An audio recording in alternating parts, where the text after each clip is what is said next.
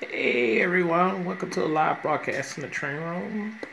I'm your host Jack, and let me go over some things so that everybody know or everybody be on the same page when I start switching. I did do some changes, building wise, so that I could get all the buildings nicely. Um, well, let me correct that, so that the switching job would be. Hey, Randy. Good morning. The switching job would be more efficient. Uh, let's start with uh, Diane's building. Stewart's distribution will be here. And then over there, Ron's logistics will be over there. I still haven't put the labels on the buildings yet. I'm still trying to figure out what building gonna get what. So over here we got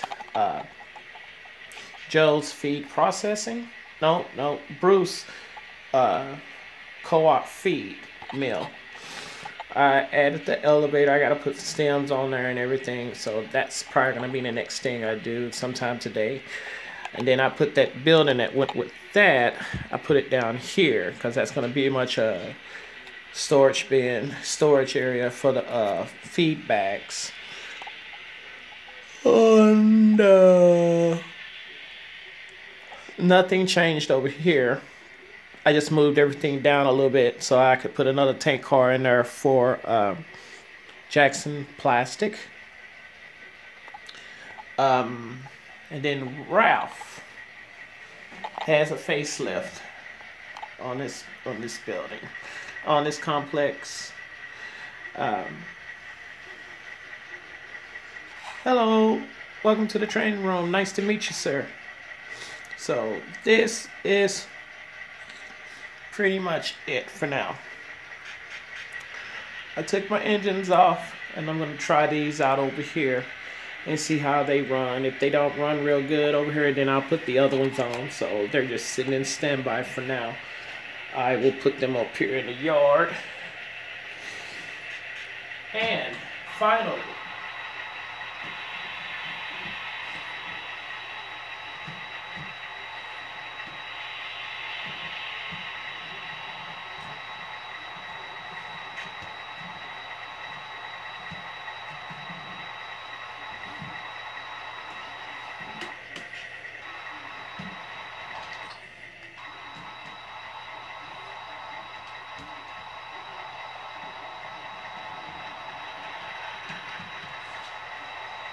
And finally, you probably realize that all the rail cars that goes for uh, Ajax Cement, Bruce Co-op, and Ralph and Ron and Diane's are on the other side, but I changed it and moved it over here. So we're gonna try it how it is over here, and I put all of the industrial park on the other side of the yard. So I just switched them around for the time being. I want to see how this turns out, see how the switching goes. I was supposed to make a switch list for this, and I was supposed to be coming on last night, but I was so tired from all the driving and the train shows. I ate and went to bed, and I woke up earlier this morning around about 2, got back in here and started rearranging everything, and then I went back to bed. So um, I am up now. I got some rest. I got some real needed rest because I worked 12 hours back to back to back, Wednesday, Thursday, and Friday. So I really didn't get enough sleep. So uh, with the train show and all that, I just didn't have some adequate amount of sleep. Good morning, Roy. Uh, hey, Geneva. Geneva, what is your name again? I keep forgetting your name, and this time I'm going to write it down, okay? What's your name again? Jim. Dang it. I was about to call you Tim, but it's actually Jim. So I apologize. All right. Oh, Roy, Roy. Since you're here, I'm gonna get in touch with Joe, and this building is gonna be called Roy Soy Processing. And this building, I forgot what it was gonna be. I actually forgot what it was gonna be. I got Joe Processing, Joe Joe Sugar Processing. I think I'll figure it out later. But anyway, so everything that was on the other side of the yard is now over here, and everything that's on the other side of the yard is back on the other, but it's on the other side. So we're gonna do. I'm gonna see if this works. See how this works, and hopefully it'll work a lot better and a lot smoother. The first two cars. Yes, I did. I did look at it. Right after you send it to me. That's pretty neat. That's insane. That is insane. And I looked at the potash too. That's something I was not expecting. And the funniest thing is that potash is pretty much processed and stored like a concrete facility in big domes, and then they put in silos, and then they have it enhanced and cleaned, I guess you can say pasteurized or something in that point, in that some term. They have a place right up north of here that does that. So I'm not 100% sure, but I'm gonna have to Google up the potash plant facilities, processing facilities.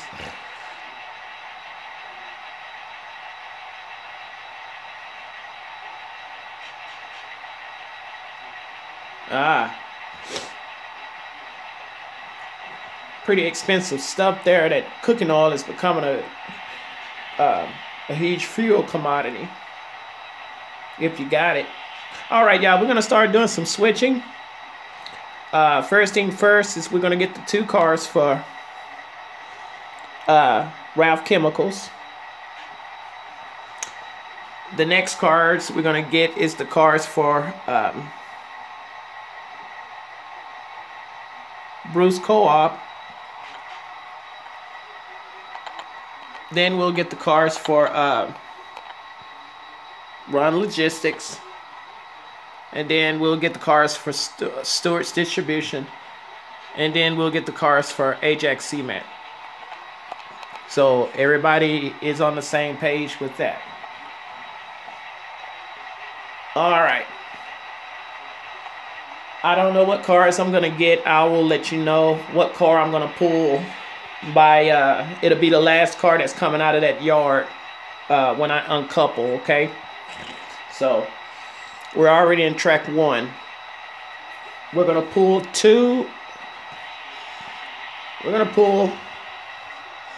these two cars that's going to Ralph Chemicals, and then we're gonna set them to track 3. We're gonna set the train to track 3. All right.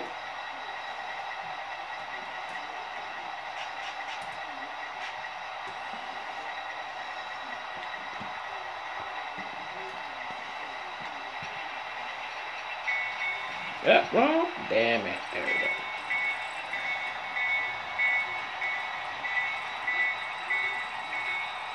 Good morning, Peter.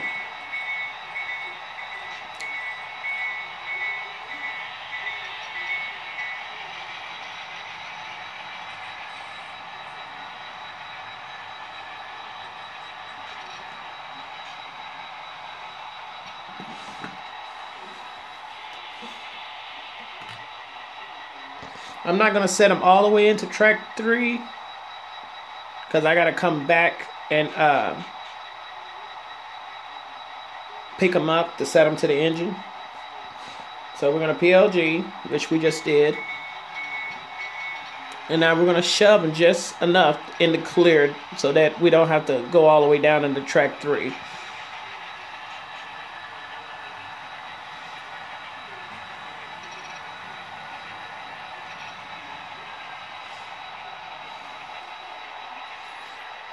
We're going to uncouple.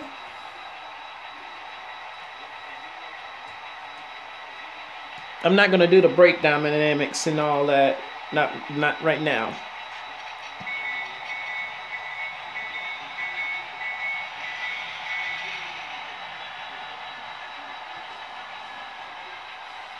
I'm going to PLG, and I'm going to do the same thing. I'm not going to shove them all the way down. I'm just going to shove them in the clear. Tire brake, and it'll be all right. If the car moves and kick down, it's fine.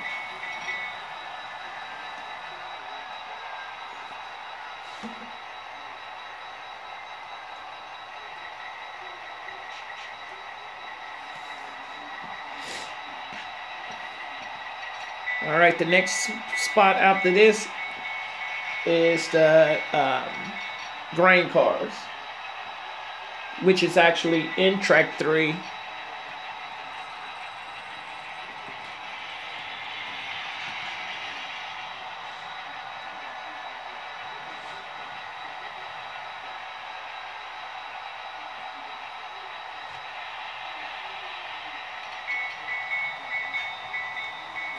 We'll couple up to the two blue tank cars.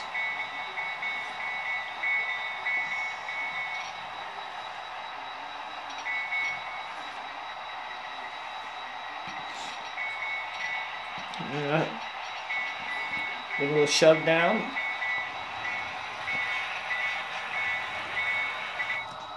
Uh-oh.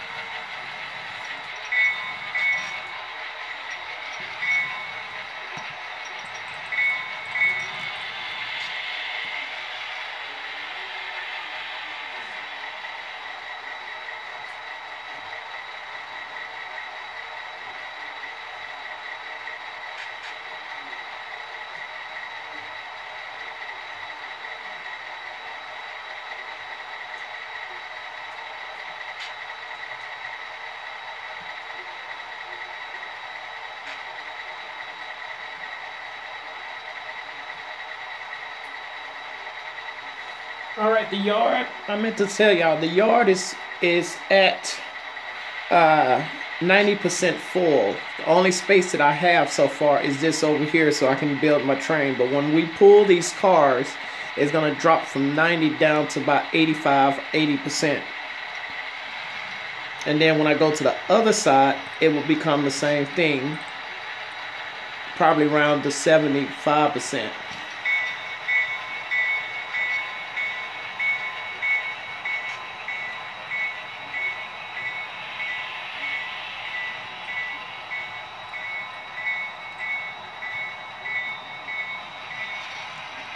We're only going to pull one car. We're only going to pull one car, and it's going to be the equity car, which is the Union equity car right here.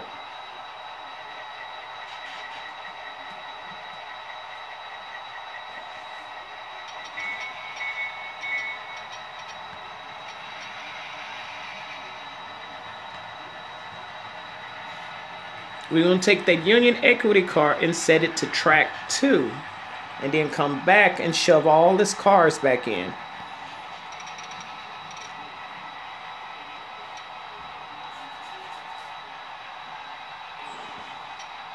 Is everybody on the same page with what I'm doing?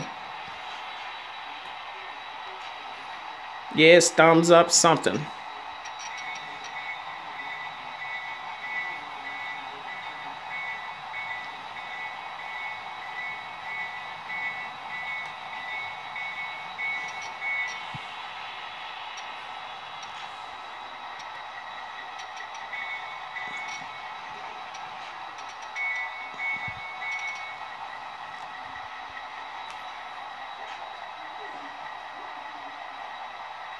You just had to be a little pain in the butt, girl. Dang magnet.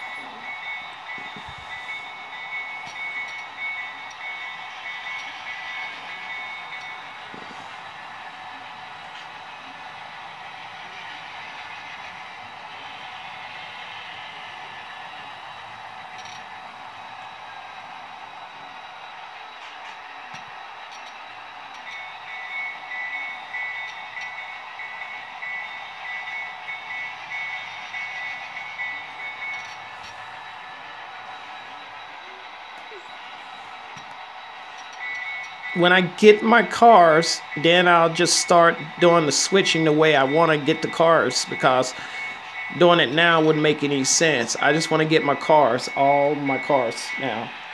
The next track we're gonna go is we're gonna go get Stewart's distribution, and then Ron's Logistics. And we'll set the Ron's Logistics on top of the cement cars we're going to be pulling. Right on the magnet, right on the magnet.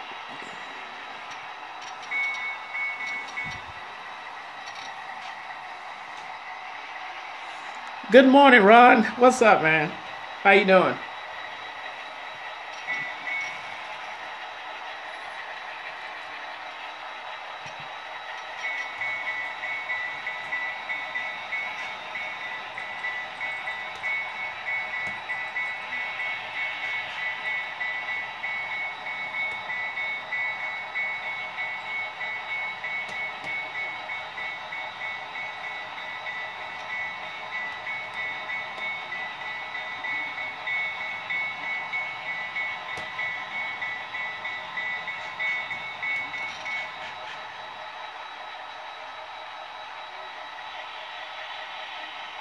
It's just a distribution building, you know.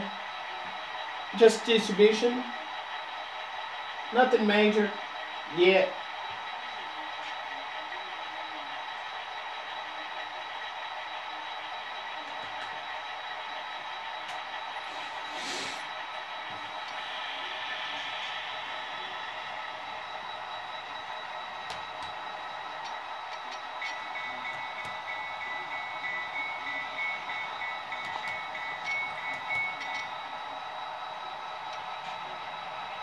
Yes, that's correct. Yeah, that's all that's gonna be on her 3 and 2 bay hoppers. I only got like four 4 bay hoppers for Crestline over there. 2 bottom cards are going to Stewart's distribution.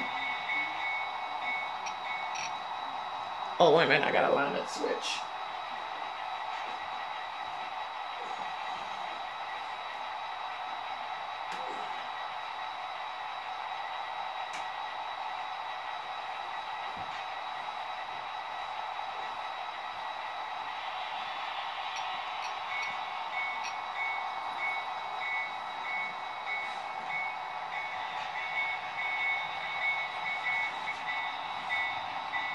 Oh, come on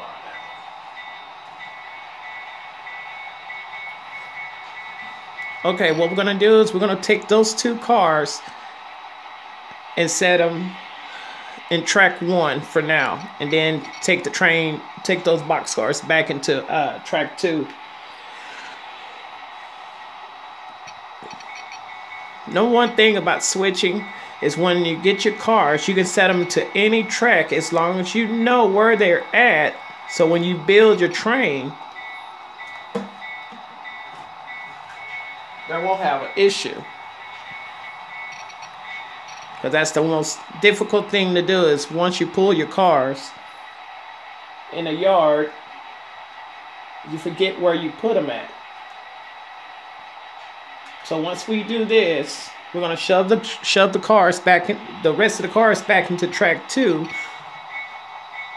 and then pick up the cars for the train.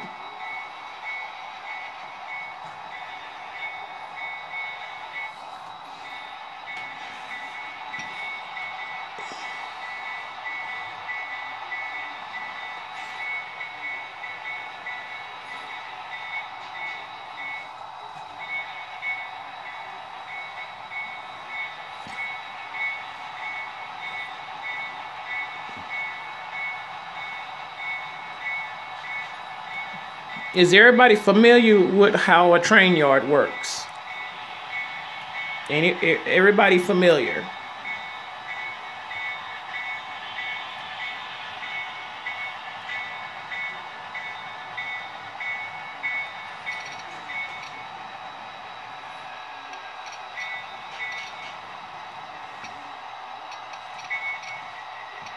Come on, girl.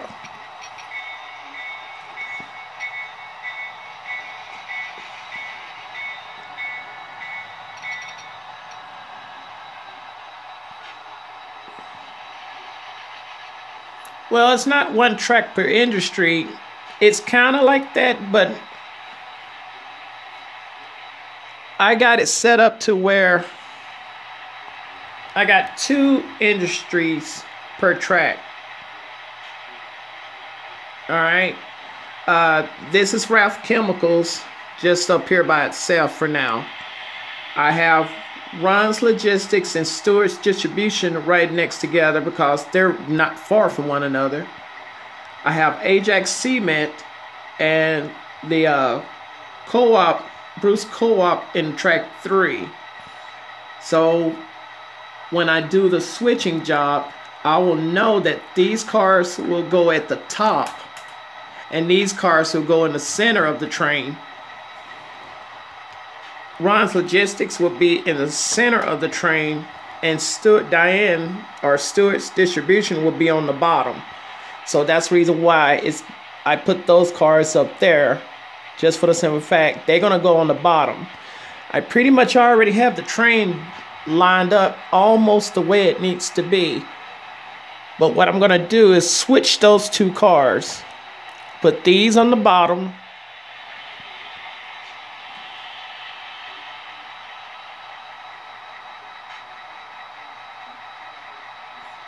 Because my yard goes into the main, remember? I have a yard limit which is up there at the top, but it goes into the main. So, and plus I don't have a train actually running on that main, so I just don't explain the yard limit. Yeah, every yard has a yard limit or a yard lead track. And it's stretched for about 1.5 miles, maybe 2 miles, depending on the size of the train you're dragging out to switch. Hump yards, they have a yard lead or a yard limit track that goes all the way out right parallel to the main or the boulevard.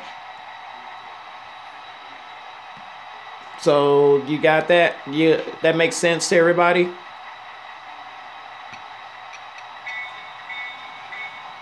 All right, what was I doing? Oh. Now I'm finna get Ajax Cement cars. Yeah, and yes, you're right. They need dispatch permission, but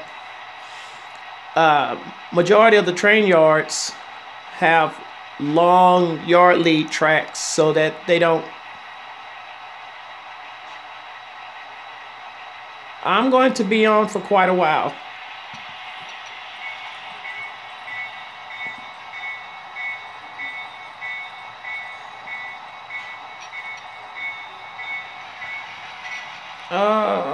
Okay. We really don't need a cement car, but all right, man. We really don't need a cement car because they got quite a few over there, but we're going to take one car.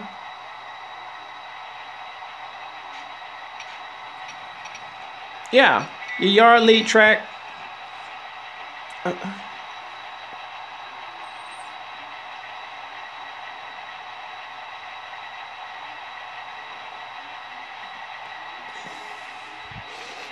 Now, make sure you don't get a rip track mixed up with your yard track, because a rip track is something totally different.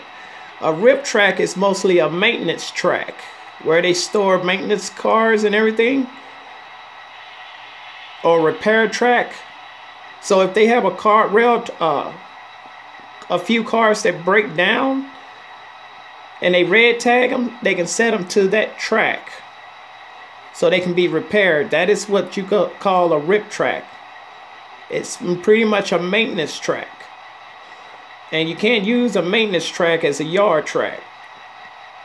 It can sit along the side of the yard lead or the yard main track, but it can't be part of the yard track. We're just gonna pull the top car and be done.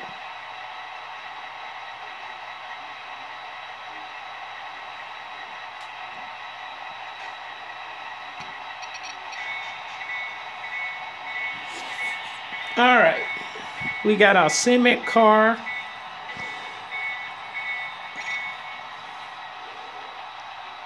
Now we need stewards. It doesn't matter. Most rip tracks could be, depending on the size of the repair cars. I see the one over here that they put the maintenance cars on.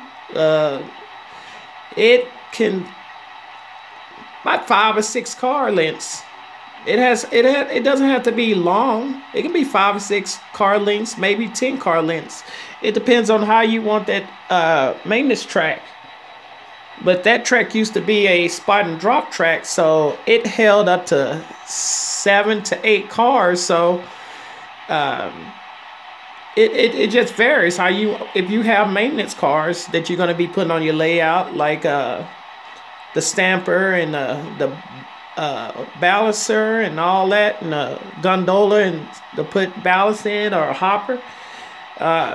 If you have a repair train or maintenance train, if it has 7 to 8 cars on it, then make that rip track 7 to 8 yard, maybe 10 cars long.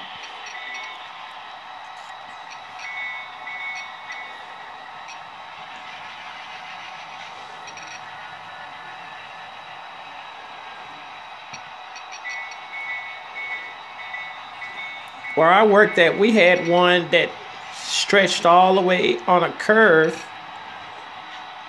It was about, I think that thing was about 7 or 8 car lengths long. So, and they always kept all the maintenance stuff over there on it. So it varies. All right. Okay, come on, Magnet. Magnet ain't working.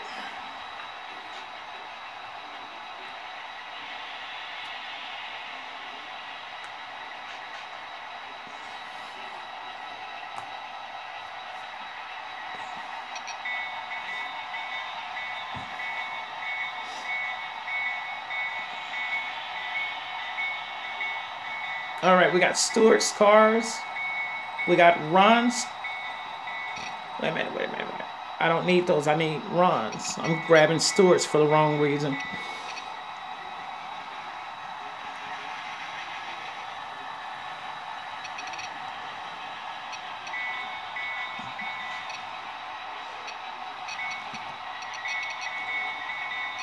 Now you don't want to work because you're over the magnet, you knucklehead.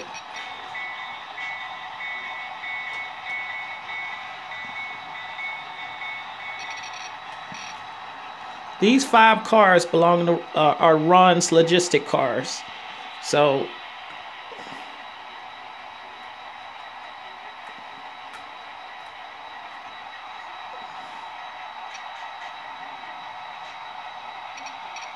I'm trying, my friend. I'm trying.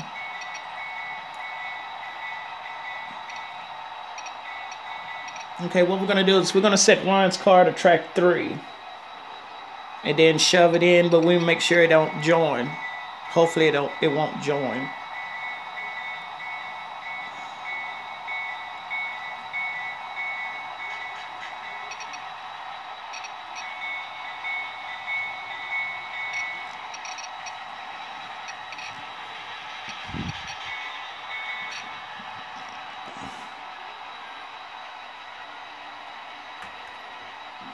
Always remember, whatever you take, right? So, I mean, it happens. Whatever you take out of that, always remember, whatever you drag out and take out, say for instance, we took out this car and this is the only car we took out, you put back everything that goes in that track so that there won't be a complication with the switch list when they make the switch list.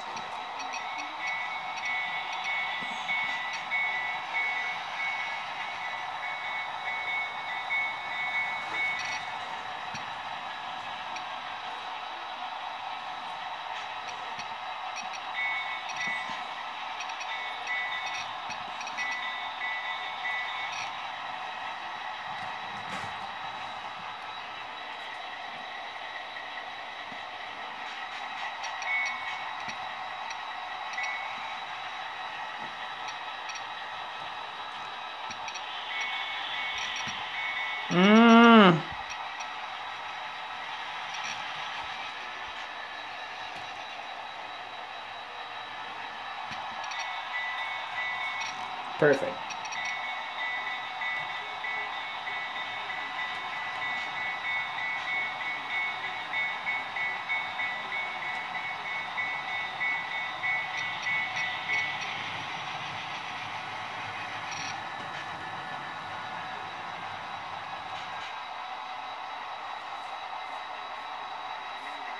I'm building the train on the yard, not only on the yard leads, but I'm setting the cars that I need in each track.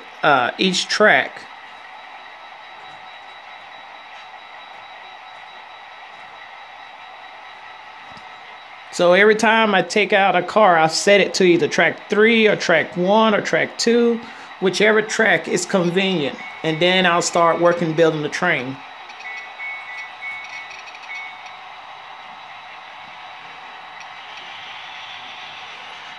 Okay, now I got all my cars now. I got them all set where I want them. So let me explain this so everybody have a good understanding of what I'm doing. We'll always put the grain elevator on the engine, and then followed by it would be Ron's Logistics, then Stewart Distribution, then Ajax Cement, and then we'll put these cars on the very bottom. All right, because of the way we're gonna do a run, because we have to do a runaround, and by doing that, it makes it a lot easier doing one spot, doing that first. And I'll show y'all already seen me do this before. Some of you seen me do this before. I'm sure all of you. So it won't be so hard in a second. So let me do this real quick and show you what I'm doing.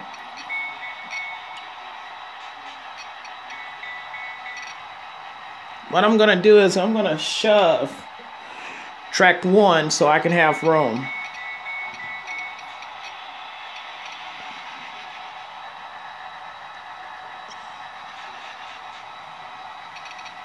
I'm gonna shove track 1, and I'm gonna set those 2 cars to I'm going to set those 2 hoppers in. All right.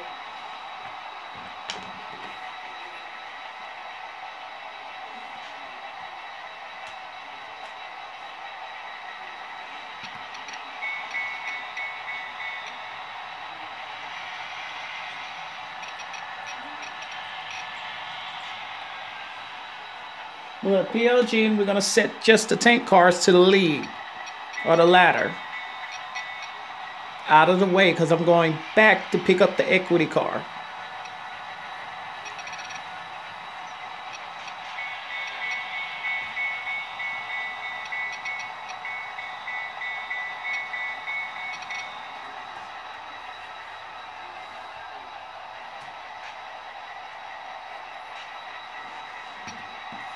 This is going to be a little bit different from doing it from the other side because the other side I had down by memory. On this side, it's a little different. Same switching, same order, but when you're doing it from a different, you got to remember which direction everything is going to be.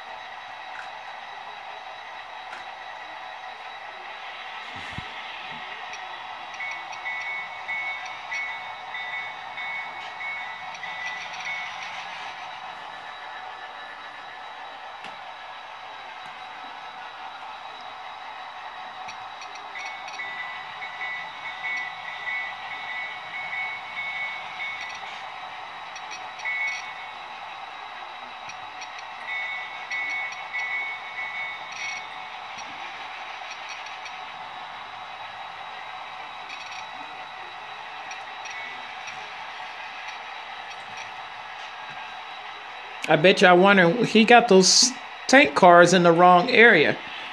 Actually, I haven't gotten that far to do the tank cars. The tank cars go on the very bottom. Hey, Real Fan 555.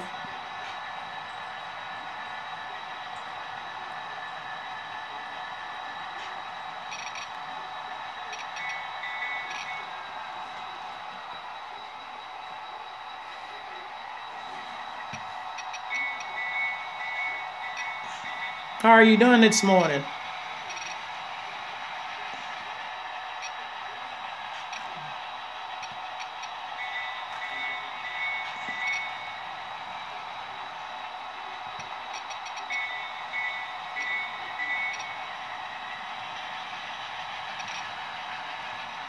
Oh, I'm up. I got my energy back. I was exhausted all day yesterday. I was very tired from the train show that turned out to be a dud, but in all, it was okay because I got what I wanted out of there.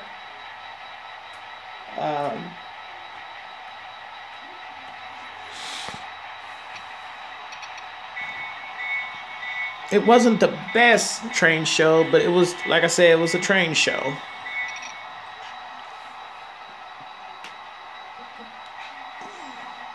Now, once again, we're going to set the tank cars to the lead, out of the way. Oh, wait. Baby, why you come off? Why you come off?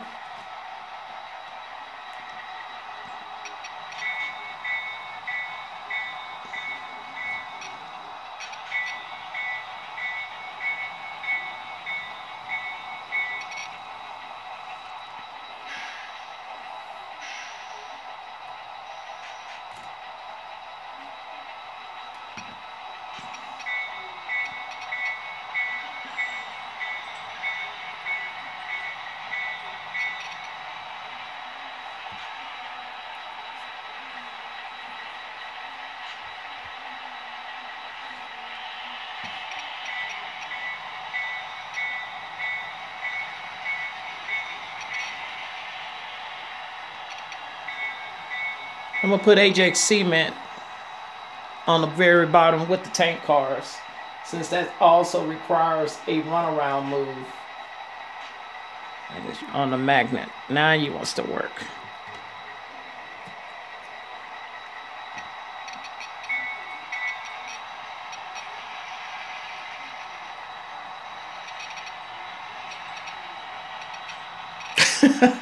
Right?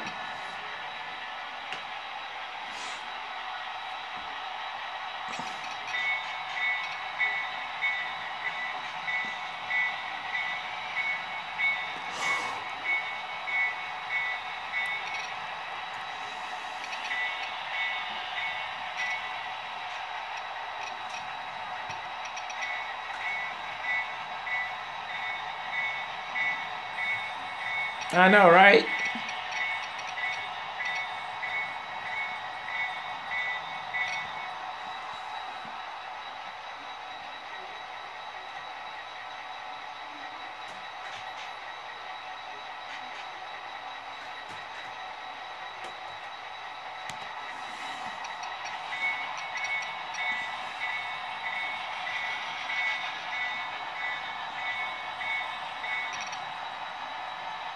Hey, good morning.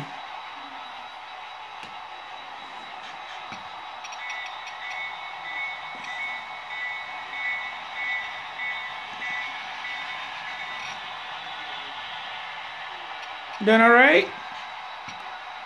Glad you could make it. All right.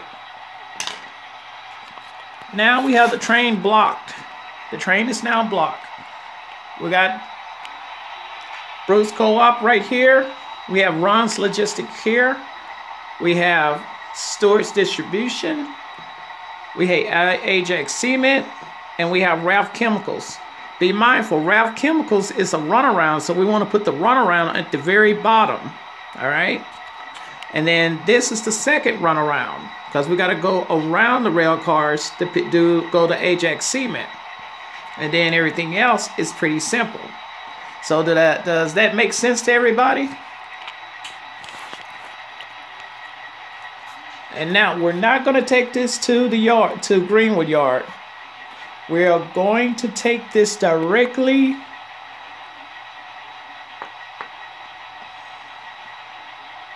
Why what, Peter? Why we're not taking it to Greenwood Yard?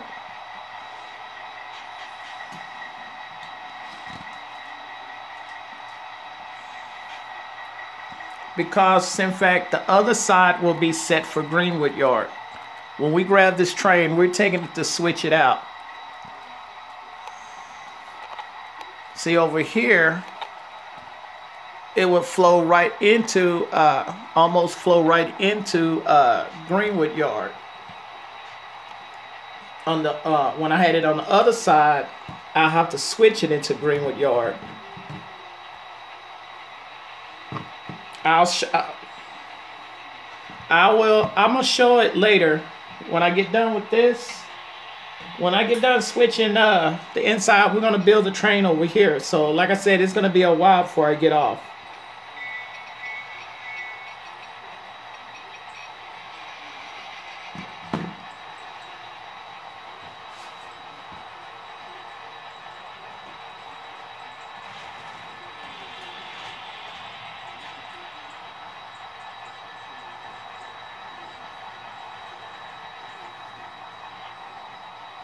And then we're going to line the switches to go directly in over here.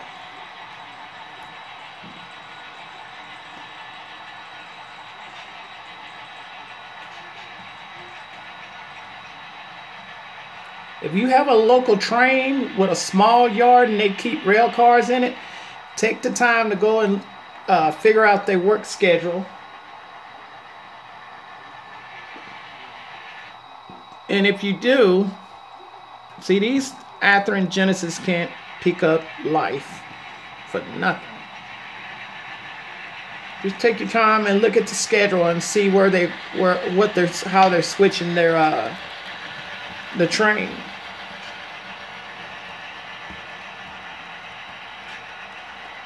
And that shouldn't happen. See, we didn't set it to the siding. We're still on the main, which is fine. Matter of fact, not only is it fine, but we're gonna do this. We don't have to do. We'll do the runaround in a second, but we're gonna go on and get Ajax Cement out of the way.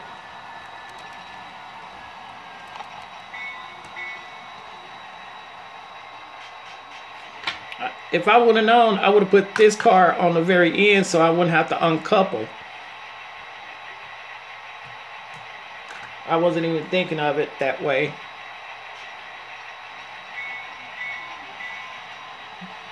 We're going to go in and pick up the bottom two cars. But it's fine keeping it this way because the train will be already done and all the last move will be the 2 tank cars on the end. In other words, I want to keep this train completely organized the way I took it out.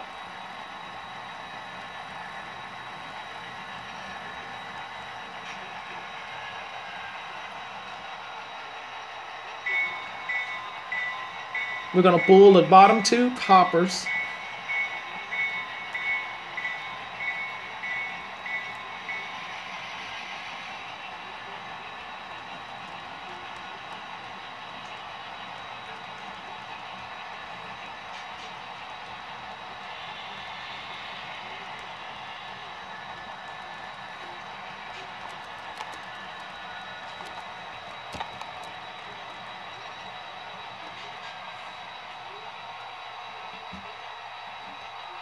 We're going to PLG and we're going to shove the 2 hoppers out.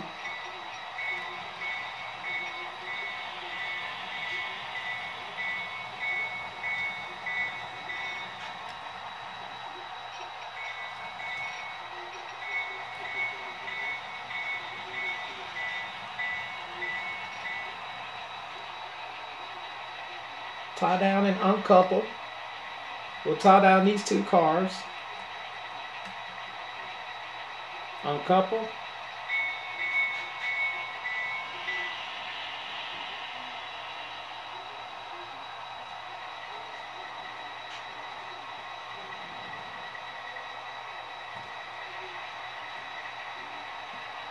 I'm tired of hearing trains right now because they've been running trains all morning long. I think we had like 6 trains come through last night. Maybe 7.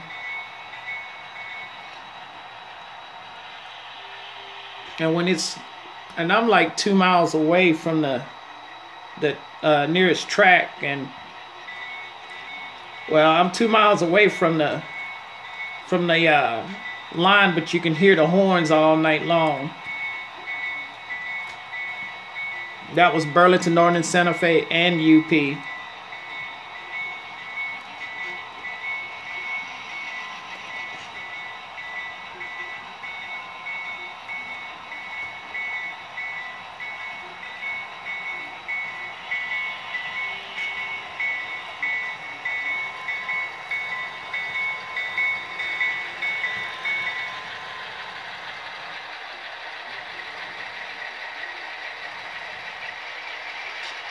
All right, we're going to tie down and uncouple.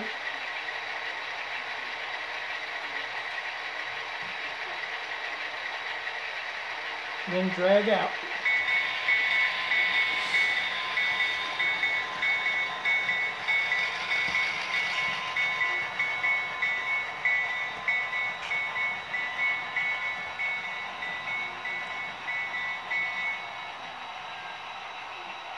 You're going to PLG and shove back.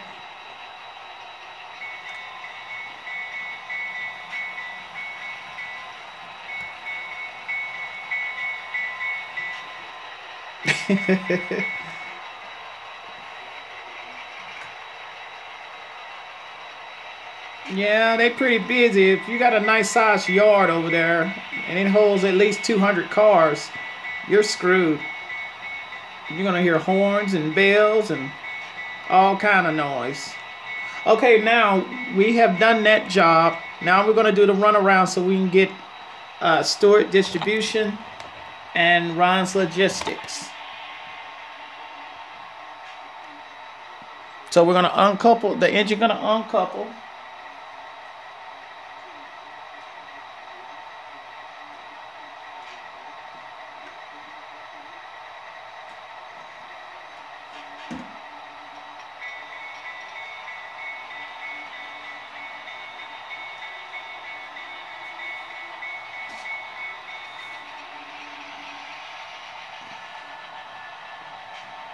I still got a lot of work to do on this building. I just haven't got around to it. So when I get to it, it'll look pretty much similar to all the detail work I'm going to put on it. I meant to do it this morning when I couldn't sleep, but I was like, nah, go to bed, Harold, go to bed.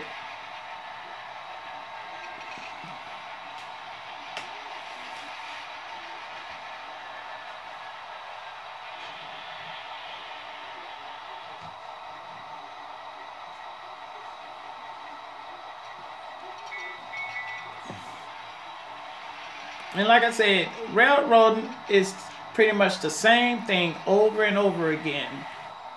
It's the same moves over and over again. The only difference is the rail cars.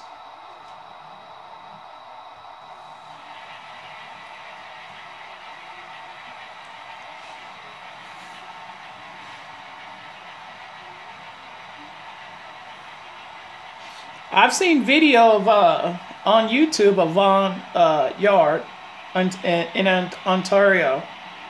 It's a nice sized yard. Someone lives not far from that. Did some video.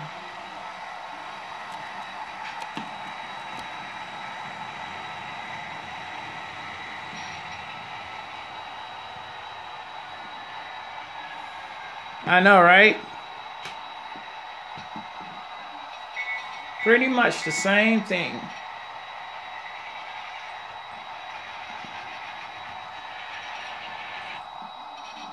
Did Jim and Randy and Ron fall asleep?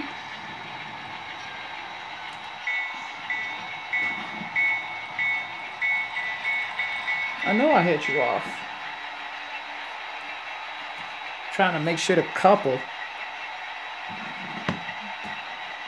Ron fell asleep. Jim fell asleep. Randy fell asleep.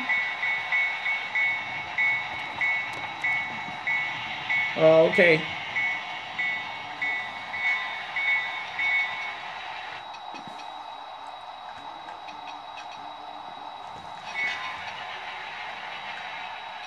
That's the reason why I don't like using these Ather and Genesis. They got good sound, great quality, but the connection to the track is a pain in the butt. I'm about to take them off and put my other 3 engines back on here.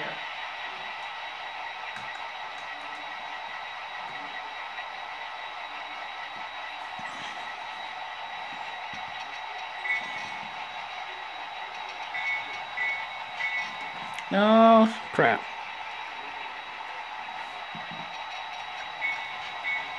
The track is clean. That's one thing. The track is clean. I just cleaned this section over here when I had to fix it. I assure you the track is clean. You see all these drops I got here? I got a drop right up here and it's not even making a connection on the drops.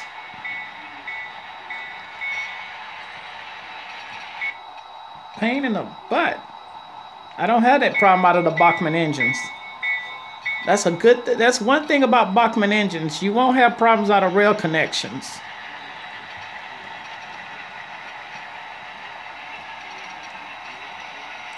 Real fine sandpaper.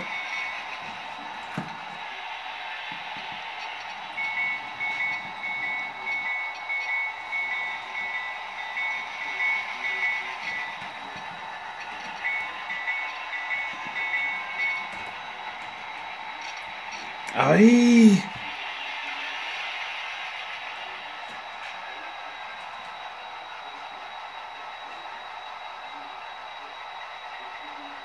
Hold on one second. Let me show you.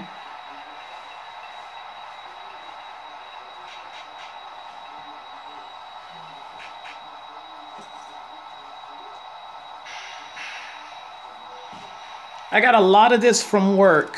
This is pretty fine here. And I get this from work. I got a bunch of it. And I go and clean all my tracks.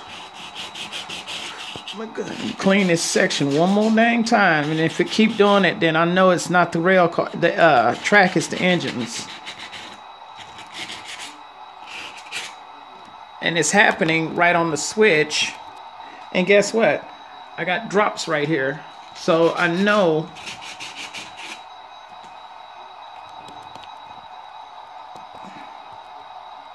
you're right, yeah.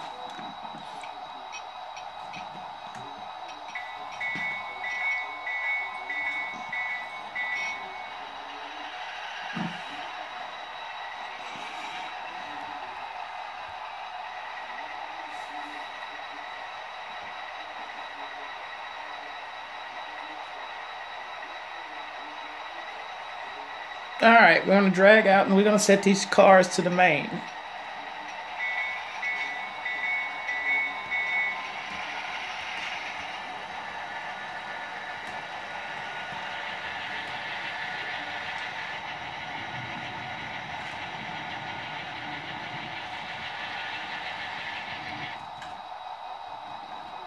No, I'm just gonna take them off.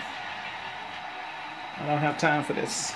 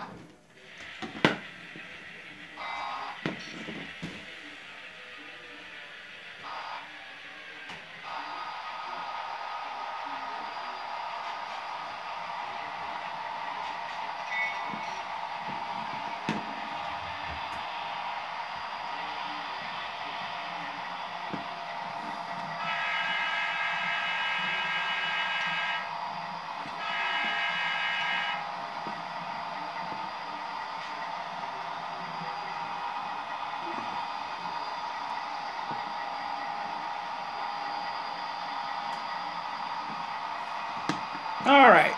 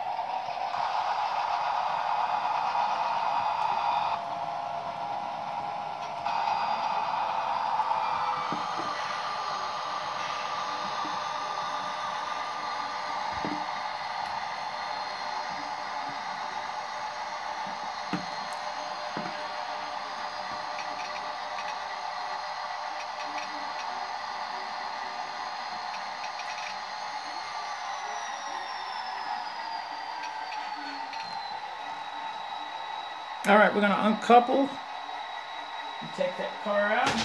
Oops.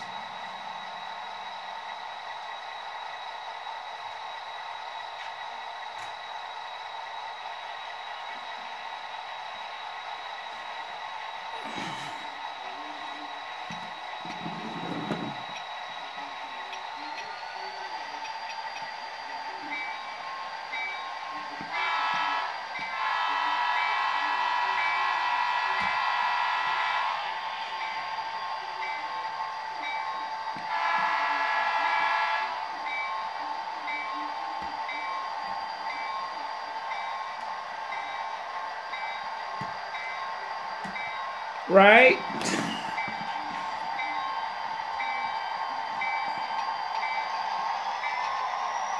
I saw this on Arthur Houston. He lives down in Houston area, and he went to Mid South Layout over there in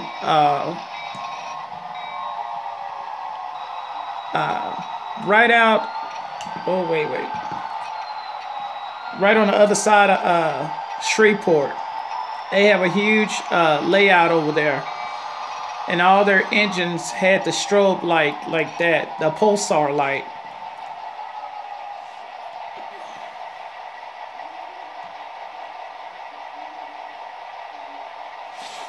All right, we're clear.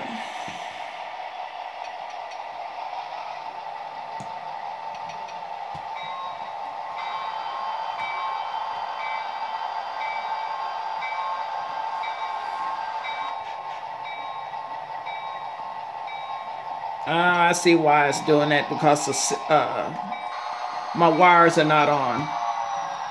I gotta put the wires back together. Hold on, guys.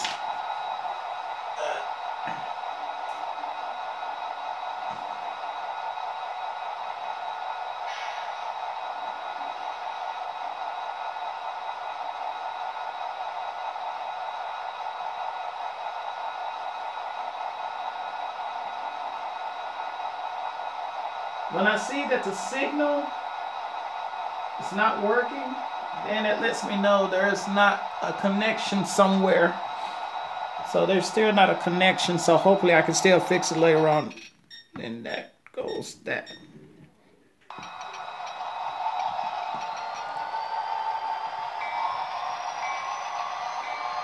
Yeah, I put the Bachmans on here.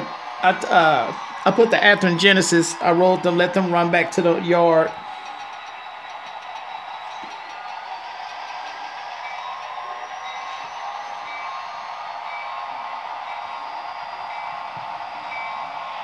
See, it's not doing it no more, so the connection is good now, somewhat. Now we're gonna shove and go on and do Ralph chemicals first, and then we'll do a runaround and do the rest.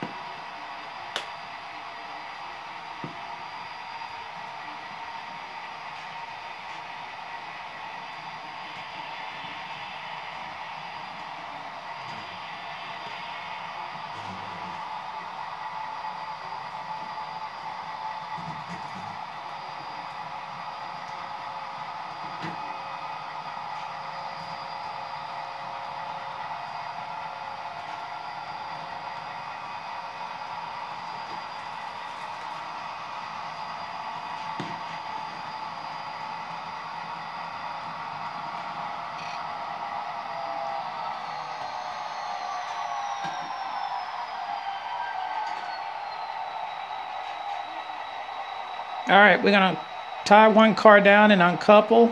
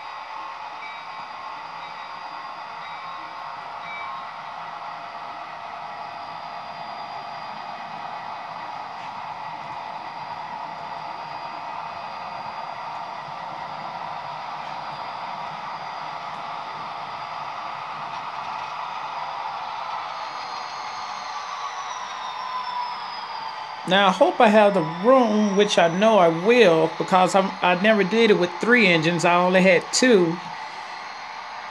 But now we're going to do it with 3 engines over here. So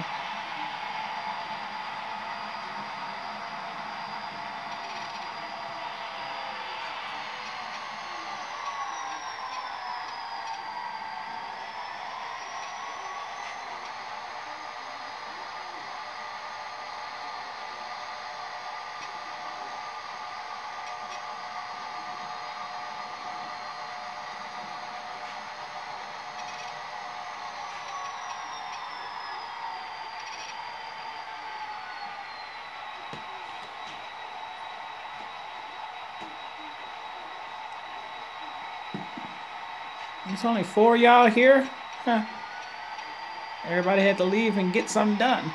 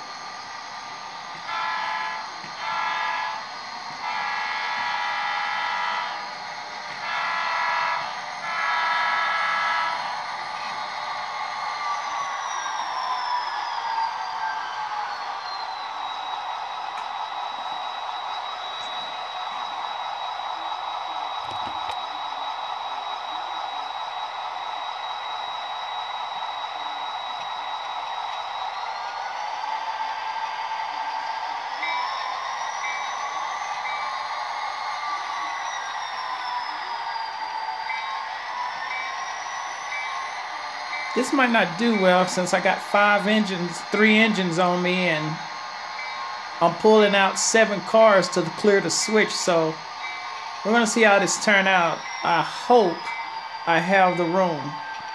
Let me say that again. Hope I have the room.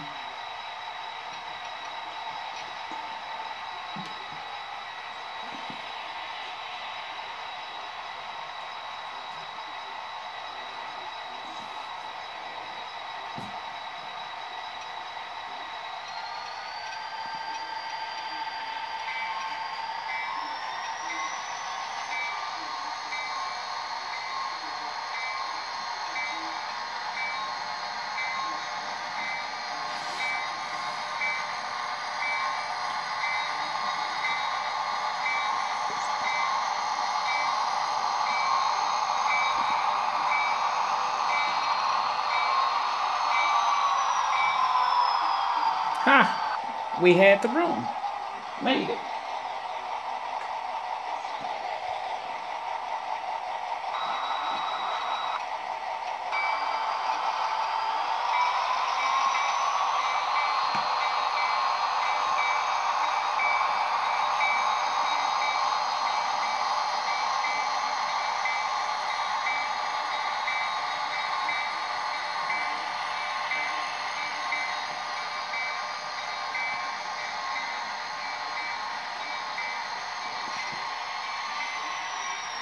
All right, we're gonna tie 1 car down and uncouple right here.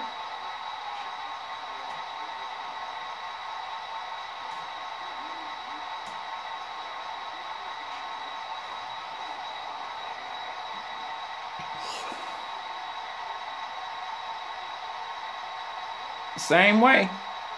The same way. If they got the room, they'll try to make it. If they don't have the room, what they'll do is I think one time we had to, yeah, it's all about counting the cars, how many car lengths you got to that join. But the last time we had a situation like this, we just uncoupled one of the engines, set the engine out to the main, and did the move. And then once we got done, we'll go back to that engine, couple it up, and then head out.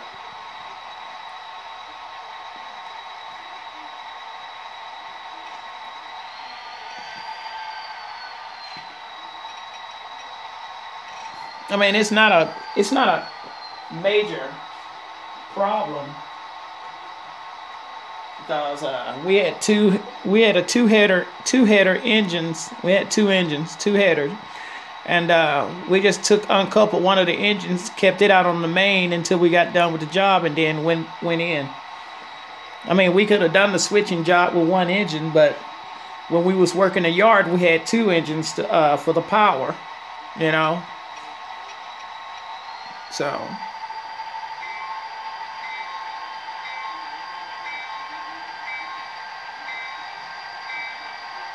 no, that's real world. What I'm doing is actually what we did at work. What I did at work. If we had the room, we can do it. But if we didn't have the room, we would take one of these engines, set it out to the main so we could do the job.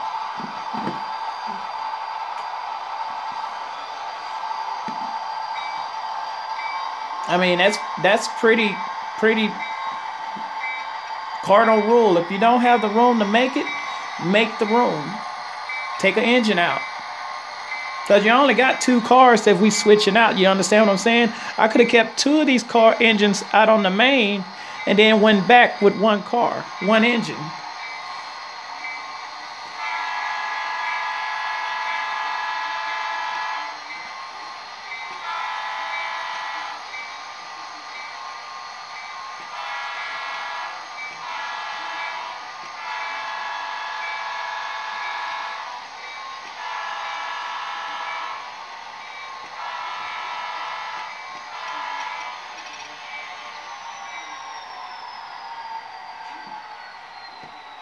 No, it's not hard. As long as you put the power cable for all the for the forward and reverse and neutral, I forgot what it was called, but it plugs in. It plugs in at the top. There's a plug-in box right above the coupler where you plug that line in from car to car to car. It controls the constants on all the engines. So all we had to do is unplug one of them, kill the constants, and just take the engine. That's it. Plug and play. That's all it is.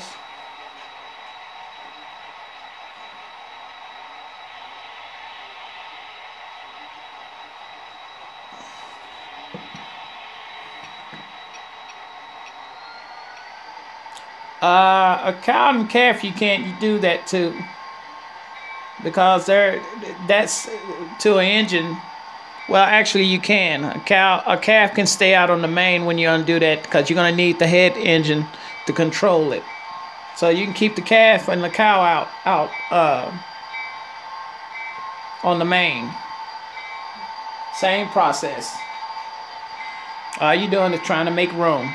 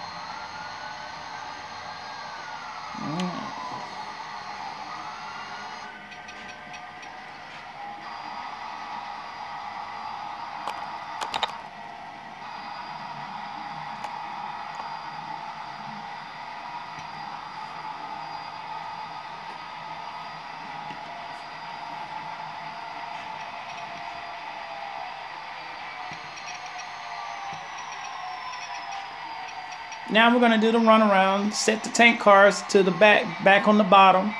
As you can see, the train is in the same order. It's in the same order.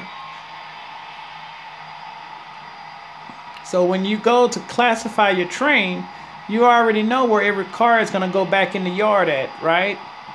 So you always want to keep your train as organized as possible. That is so key to switching, keeping your train organized. And plus, it's time consuming. It's less time consuming when you do it that way.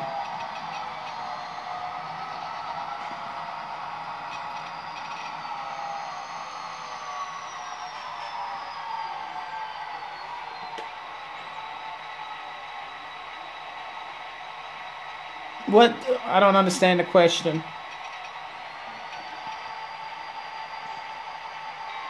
Oh, does it matter how the train looks when you get the job done?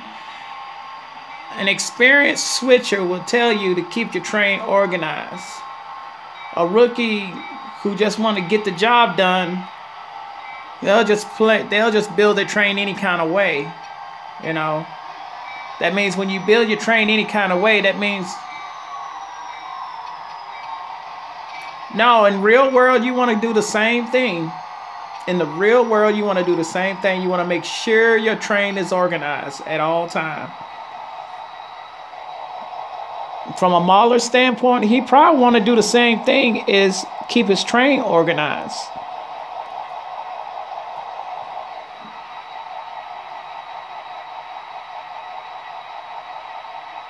Yeah, it goes both ways. Building the train and then doing the spotting and then getting done with your yard.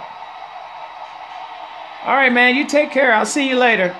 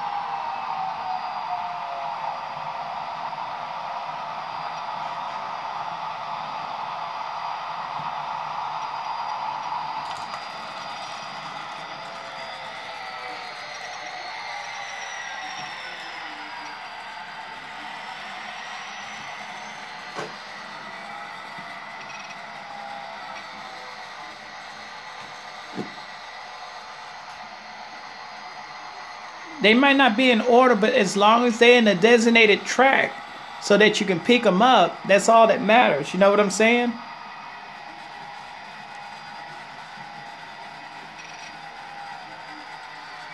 All right, I think this engine picked up something. I don't know what it is. Yeah.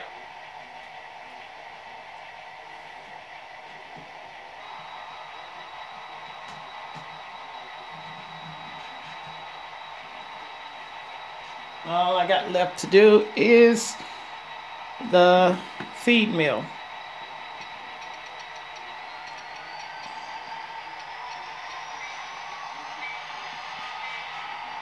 And then once we do the feed mill, we're going to take this to Greenwood Yard, and the yard train is going to pick it up.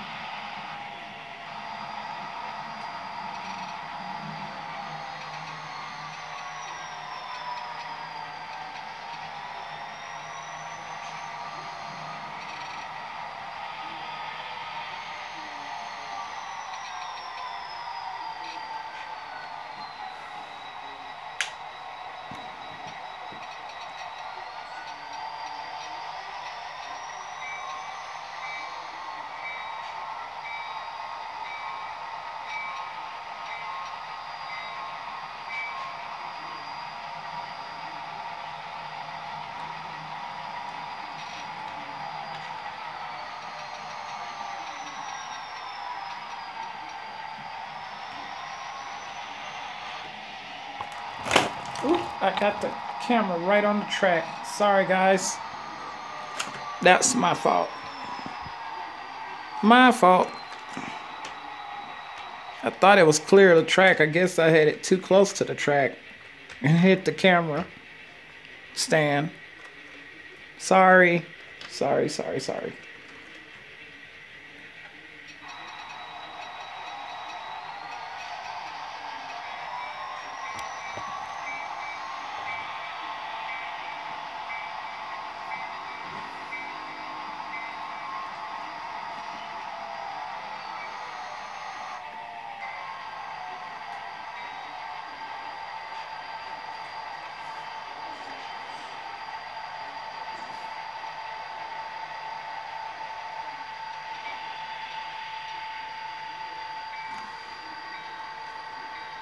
One thing I hate is this S curve, cause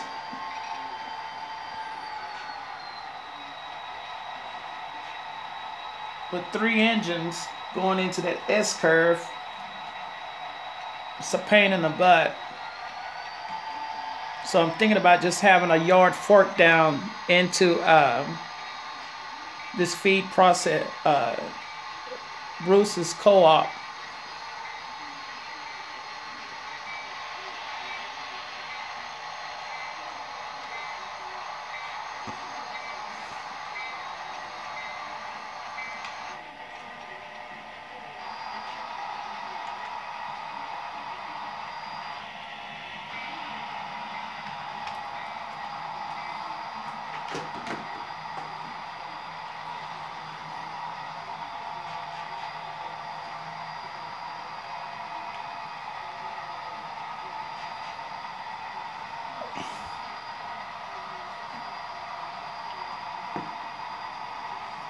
We're gonna set those 2 bottom cars to the main.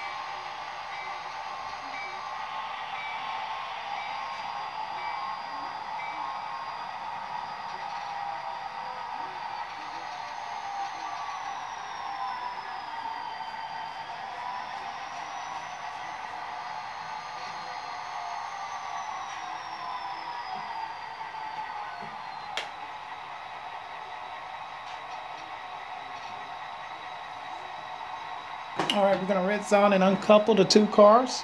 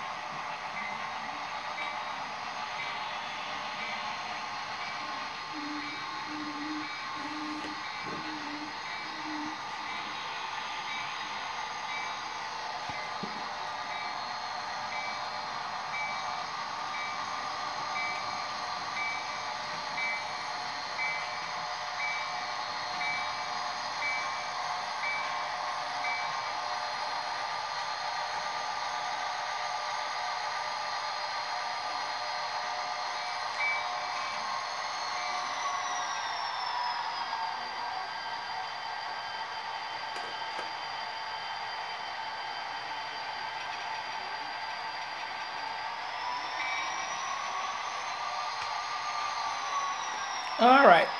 Instead of sending these cars back over here in the siding of the spur, we are just going to leave them right here because this will probably be the first meal we'll go do when we come back. And then we are now clear of everything.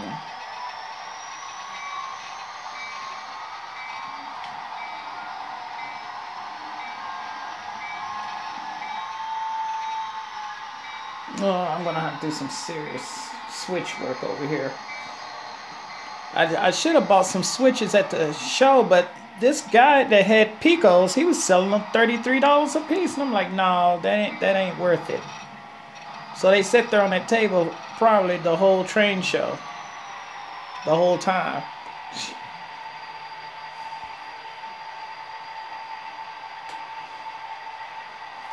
Okay, now our next move is to set this into Greenwood Yard.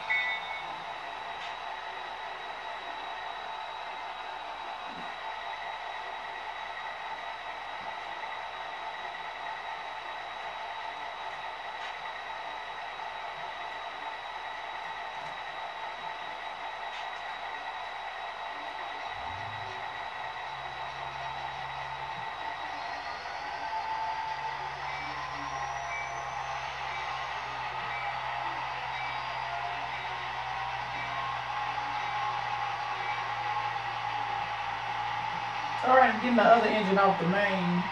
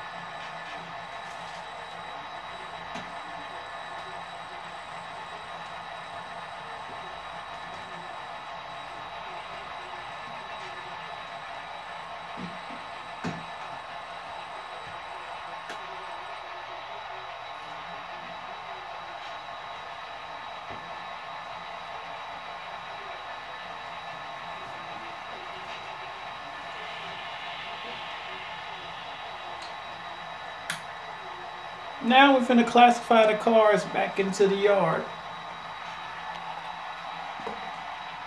Who's still here? Peter, you still here?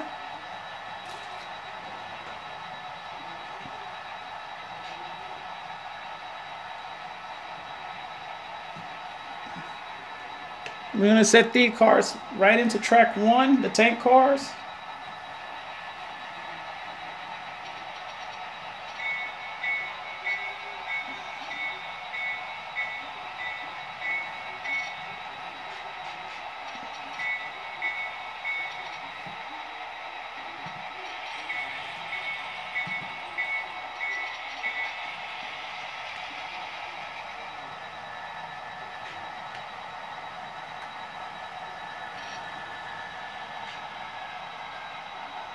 Ah,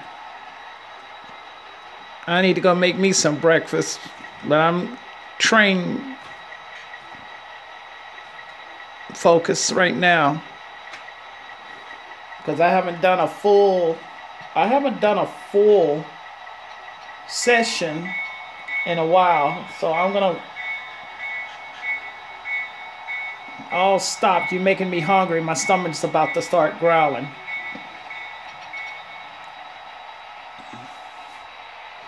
All right, we got a PLG.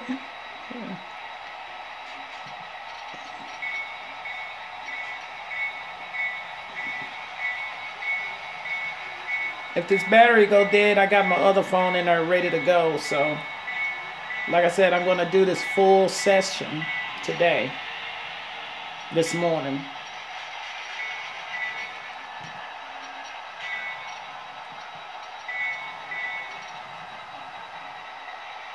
Oh, anytime. I'm here to help y'all as much as possible. Jim, you already had breakfast? Okay, we put the two cement hoppers in its track. Now we're going to put the box cars where they belong.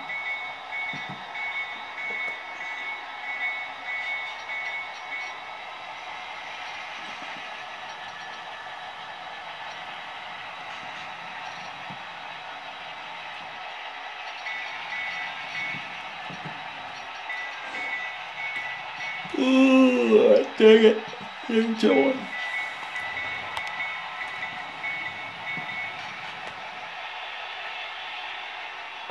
Okay, this yard cart line here is completely full. So I'm not going to try to shove these cars like that because all they're going to do is buckle and fall off. So when I get the cars out of the other side, then I'll have the room. I'll have everything okay. Actually, it's not full. It's just a lot of cars and they're pretty heavy, and those engines won't shove them at all. And then we're going to go back into track 3 and set the two hoppers, the grain cars, to its track.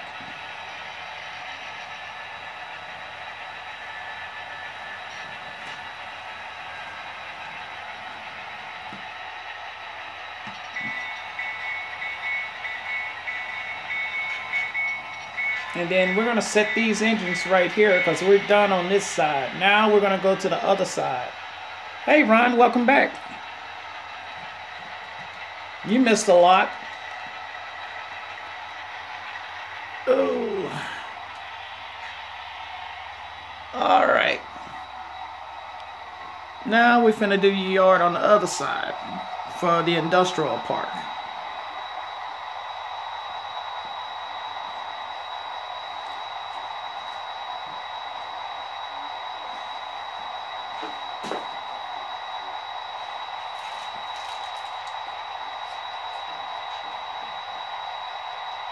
Oh, I hear you. It's all right.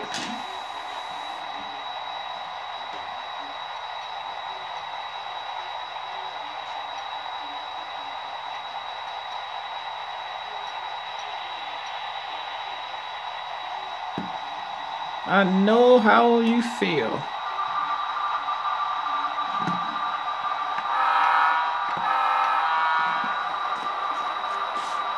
All right. How we're gonna do this? I gotta figure it out because this is the other side of the yard and the industrial park is on this side. So building the train is gonna be a little bit different over here. So I'm gonna try to see if I can do this right without any issues.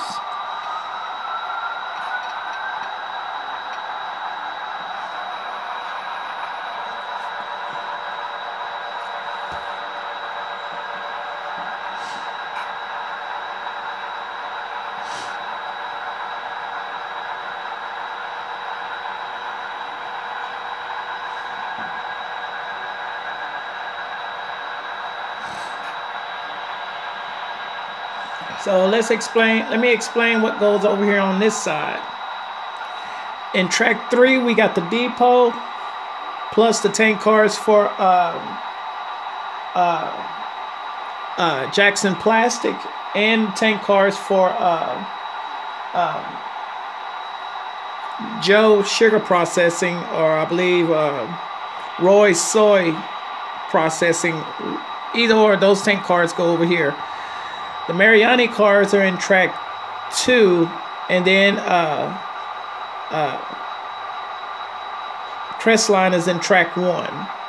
And then the box cars for Crestline are also down on the very end in track 1. So that's going to be a long pull out when we go down there, okay? So let me go check the battery on the other phone to make sure it's charged, because when this one says it's going dead, then I'm going to switch over to phones, okay? So hold on.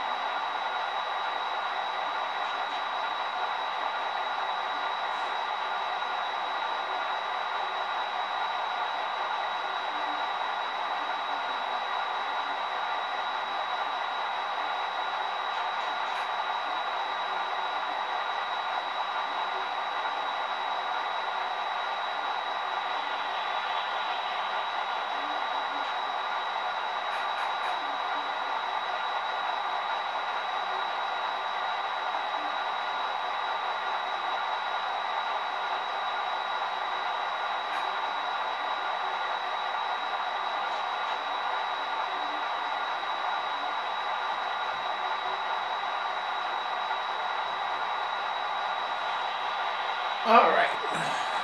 The battery is fully charged, and whenever it's ready, we'll switch over. All right. First thing I'm gonna do is I'm gonna set my depot cars to track 2 for the time being, and those 2 cars are gonna be. I use my new tank car. I'm gonna use one of my new tank cars. This one and this tank car be the pull cars.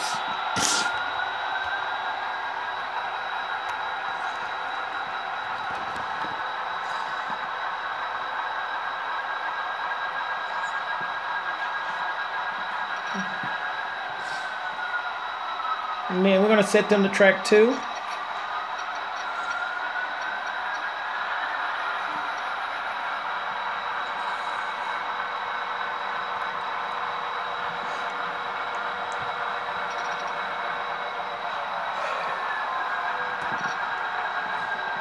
Oh, baby, don't do that.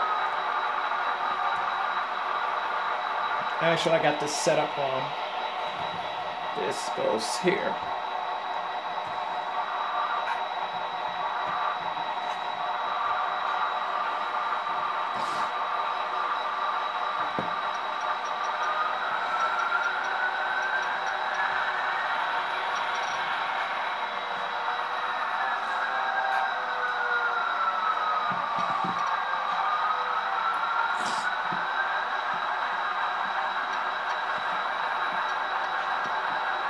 The next cars we're gonna grab is our Crestline cars and our box cars. So we gotta pull out a lot of cars. That's in track 1.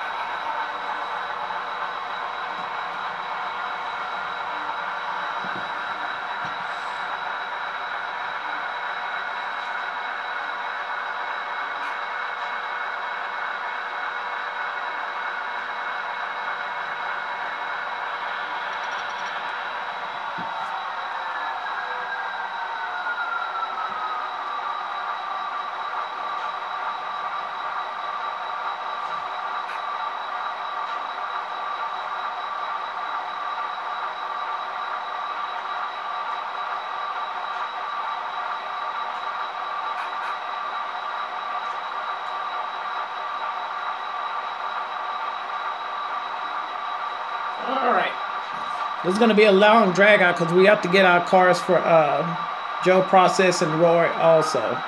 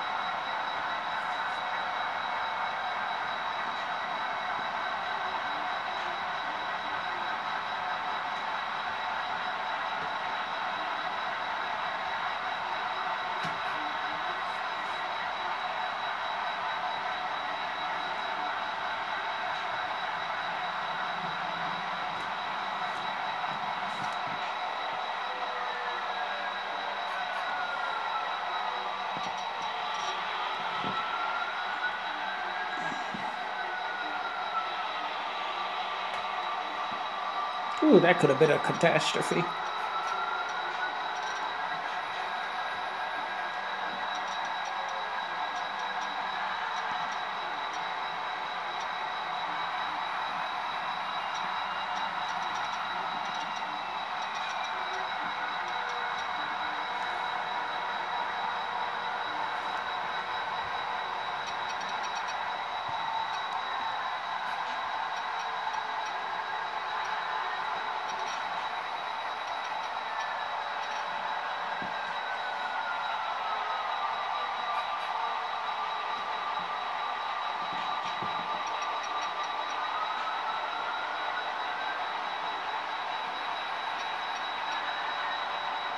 Okay, we're gonna sit out one car.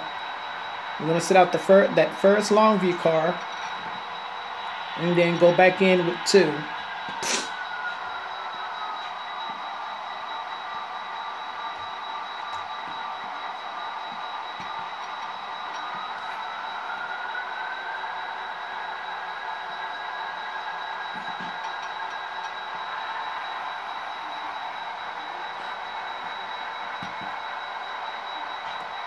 And I'm just gonna shove just in the clear so I can get my next cars.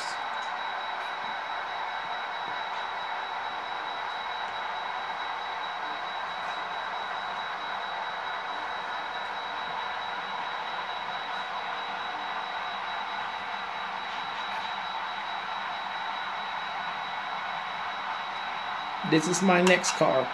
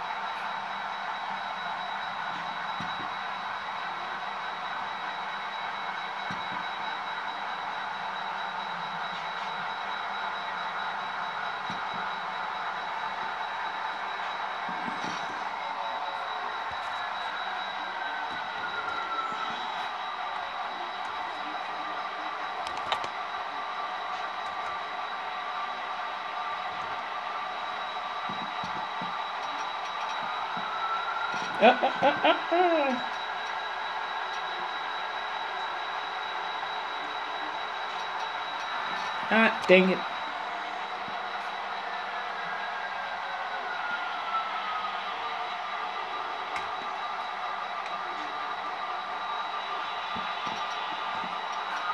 Now we got to shove all these cards in except the 2 Crestline cards we're going to grab.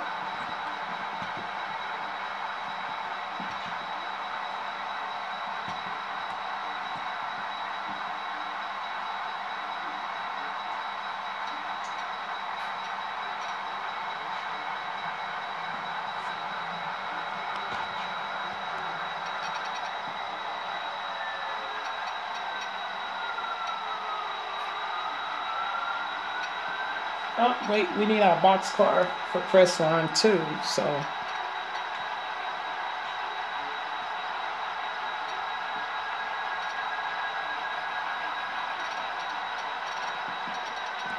That Southern Pacific car is going to be our Crestline box car. So once we get in the clear, we're going to uncouple and set it to the main.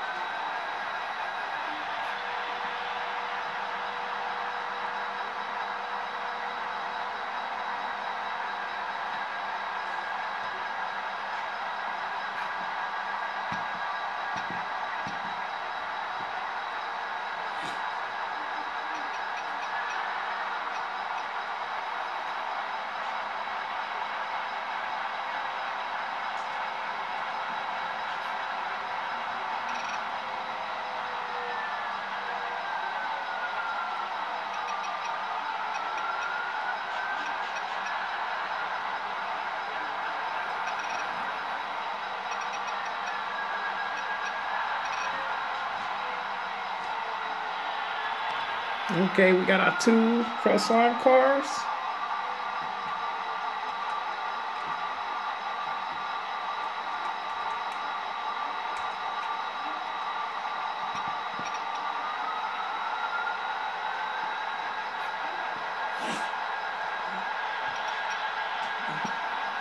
Now we're going to shove everything back in.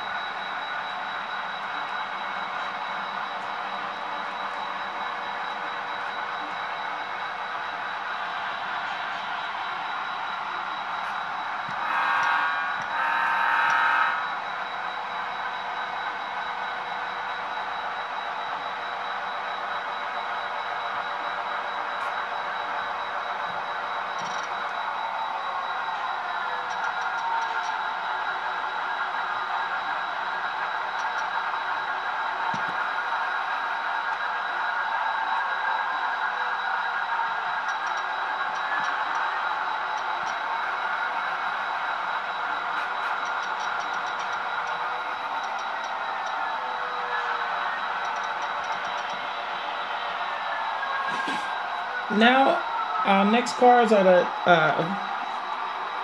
grain hoppers for Raw and Joe Processing, which is in track 2, and that's another long drag out.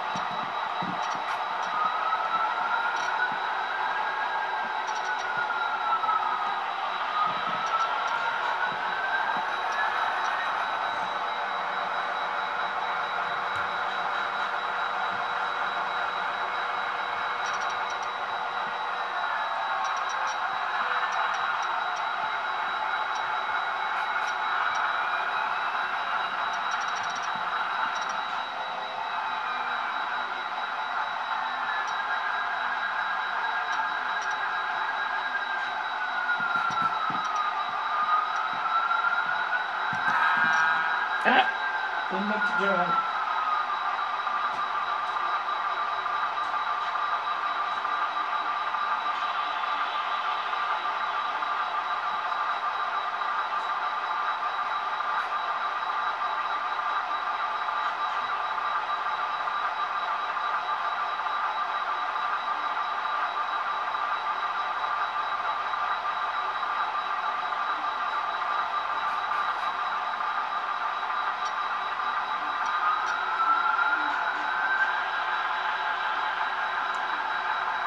Morning, Granny. How you doing?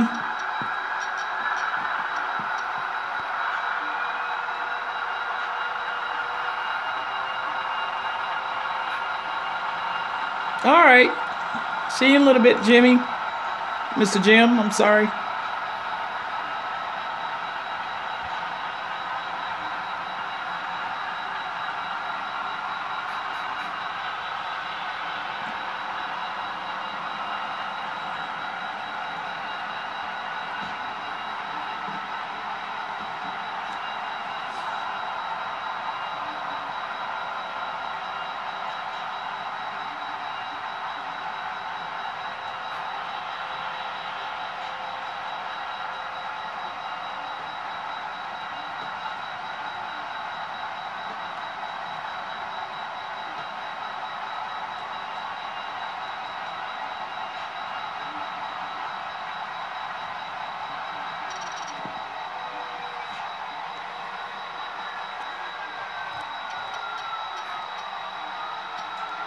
We're gonna pull the 2 bottom cars and then we'll shove everything back in.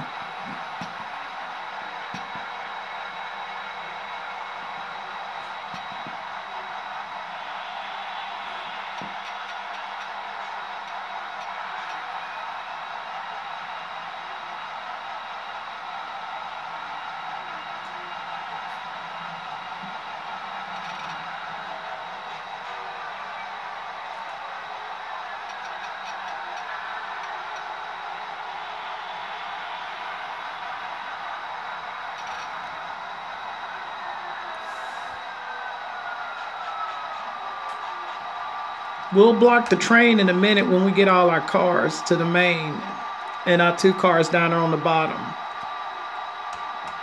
It's all about just trying to get the train going first.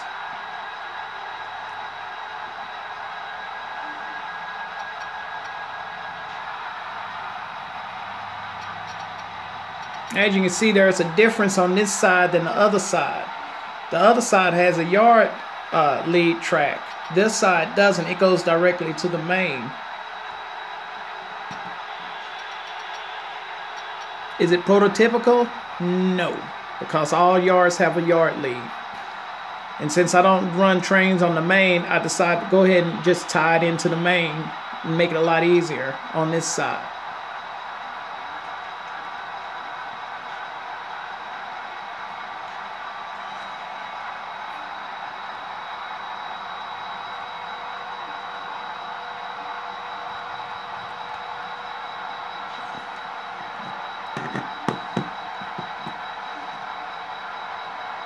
Now I'm gonna shove only so much because we gotta get our Mariani cars and set them out to the main as well.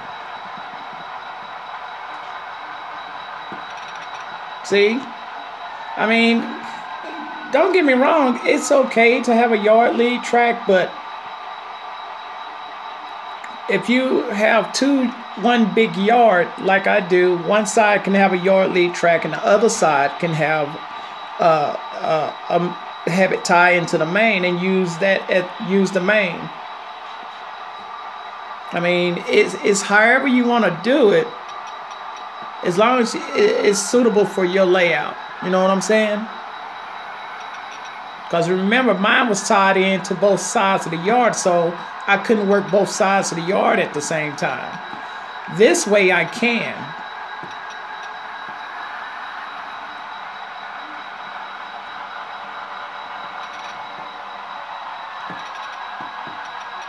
All right, we're gonna pull our 4 Mariani cars.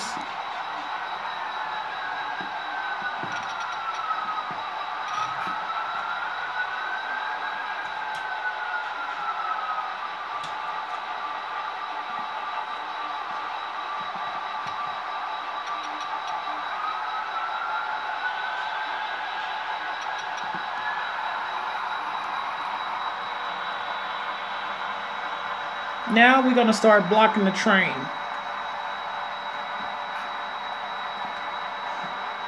Our 2 depot cars are sitting on the engine, so we need to shove those in the clear, shove the train and clear it so we can put those on the bottom.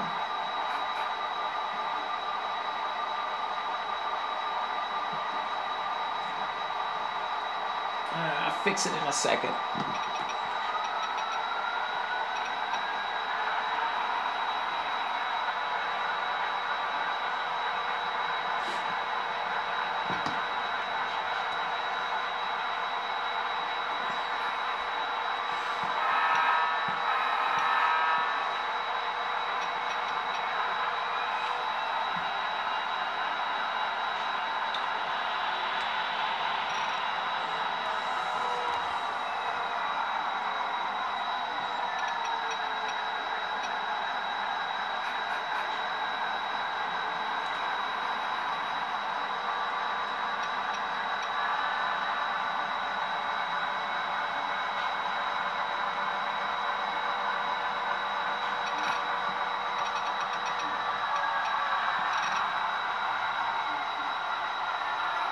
Now be mindful, dang it, I can't believe I just hit that. Now be mindful, the whole our whole spot train is on the main now. So we're gonna block it on the main so that when we drag out, all we have to do is just hook up and go. So I'm gonna set cars. I'm gonna set the cars, block the cars here, and then once I get the cars blocked, I'll set it to the main and then we'll go out. So, first thing first, the depot cars, which is on the very bottom. That's the first block that I'm gonna kill.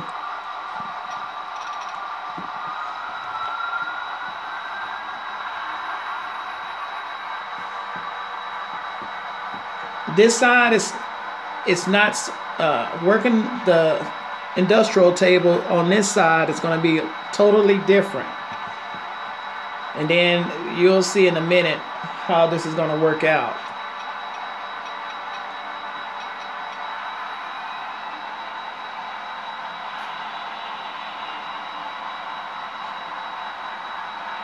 We're just going to set these cars just enough in the clear.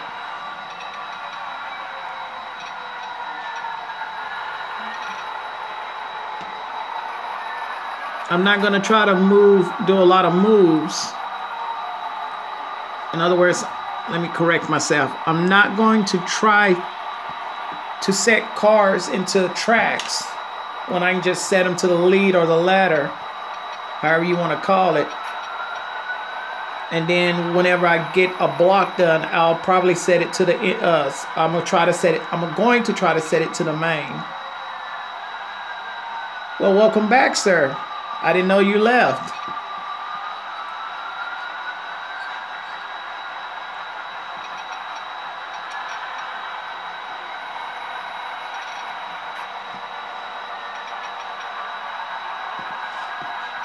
The next block we're going to try to work on is the Crestline block.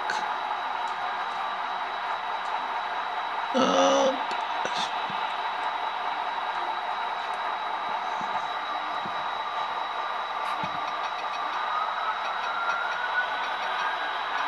Which is our one box car and the Crestline cars.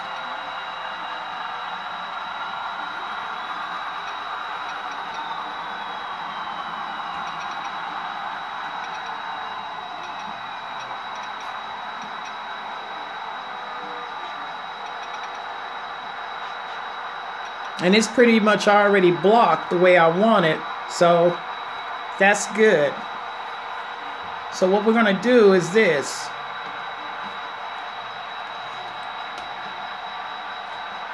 The Southern Pacific and the Crestline cars are already pretty much blocked. So this is how I'm going to do this. So watch what I do. See, we already got our other cars on the bottom, which is fine. But what I want to do is I want to take care of this without doing a lot of moves. So we're going to pick up the depot cars, set them to the main. Move this down here so y'all can actually see what's going on.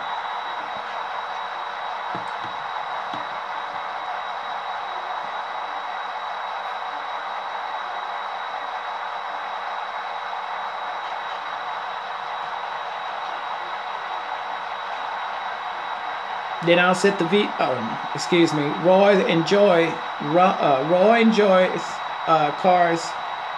Roy and Joe cars to the lead.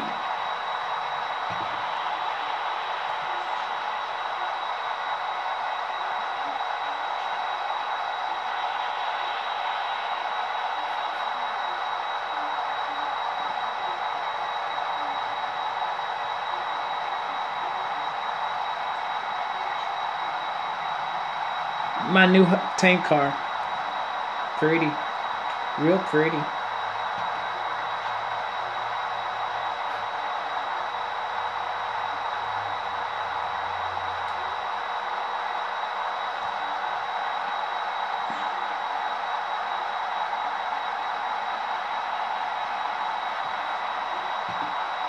Like I said, set the two box cars to Roy and Joe to the ladder or the lead.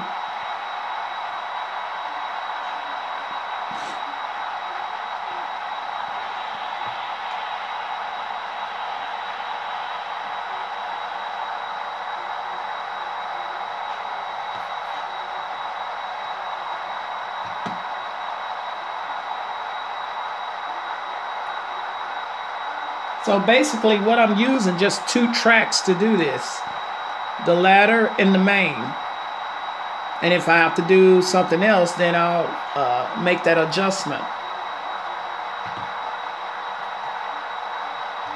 Working your yard, working the train from the main is a little bit easier.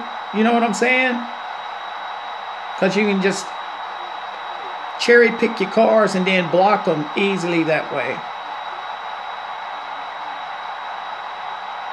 And we're just going to shove them in the clear.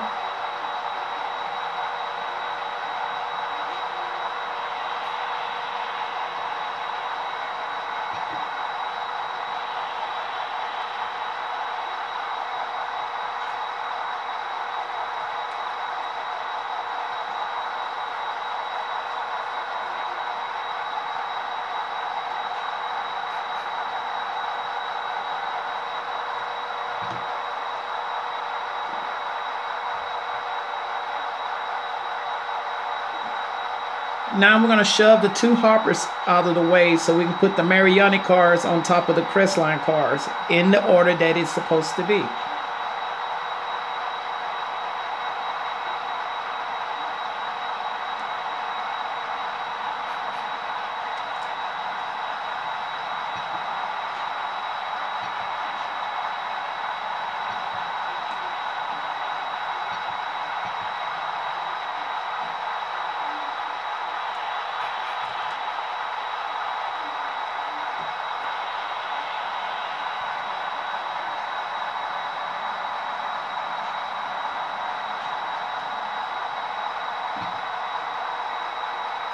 PLG, and then shove the 4 Mariani cars.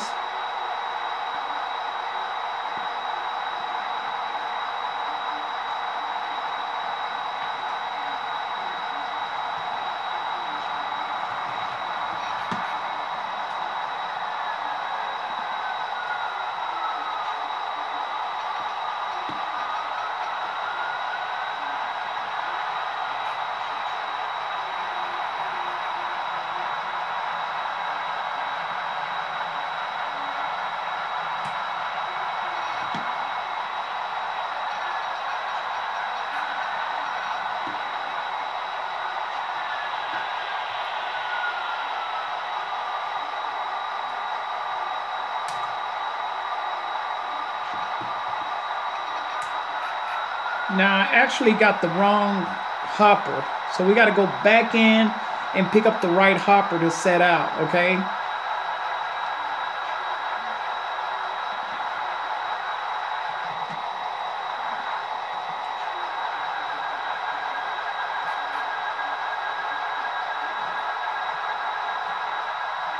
Oh shoot, pain in the butt. So what we're going to do is we're going to go back in and pick up our right hopper in the track 2, even though the train is already in track 2, which is fine. I can't believe I did that. And I looked directly at that hopper and knew it was supposed to have been going in there. It happens. Oh, and I got to tell you what happened the other day at work with our order from the railroad. UP once again sent our wide-spec car to the wrong location. It was supposed to have been here this past Thursday, but we won't get it till Tuesday because guess where the rail car was at? Can someone just take a guess where the rail car was going?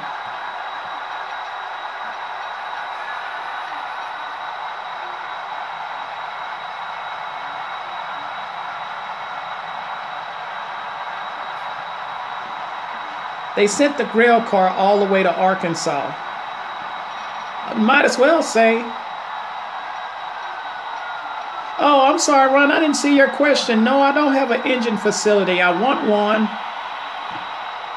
I want one, but I just don't have a thought about it. I'm sorry, I didn't see your question. So right now, I'm going to pull the right car out. And I'm going to set it to track 3.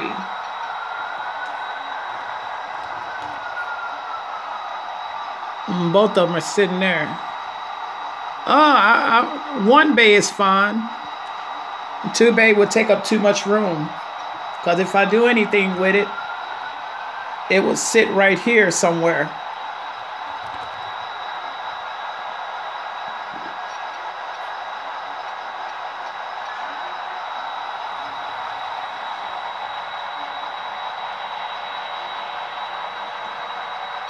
Okay, we're gonna set this rail car into track 3.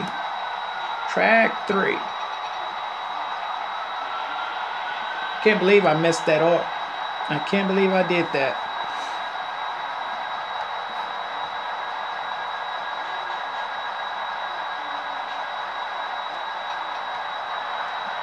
The rail car was already heading to Little Rock, Arkansas. Oh man, you don't have to do that.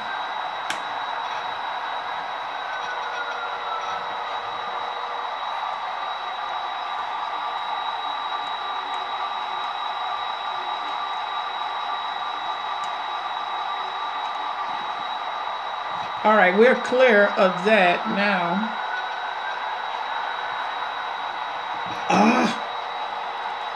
Come on now. Come on, girl. Really?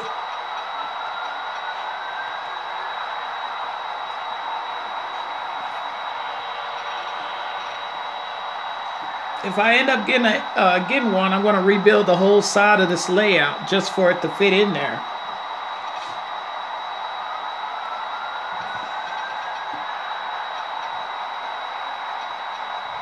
Because I want all the engines on there here.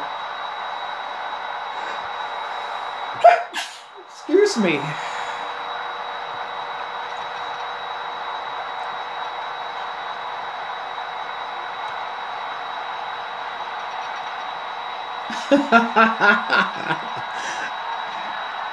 When I see it, I need to text them and tell them to call UP and tell them to make sure, of course, that Crestline for. Okay, cool. Thank you. But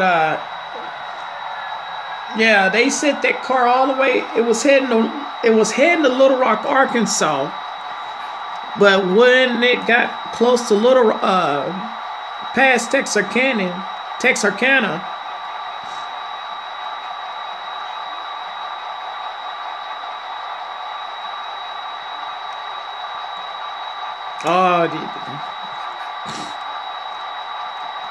Oh man,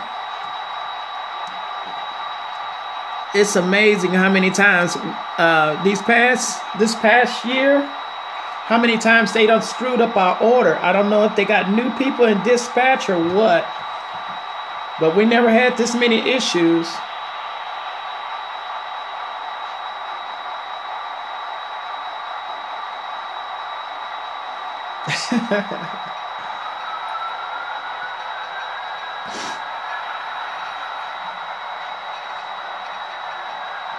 Okay, let's block this train real quick.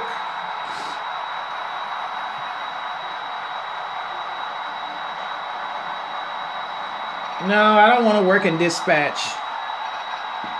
That's a headache. You think doing this is switching cars is a headache? Try building a switch list with 2,000 rail cars on it.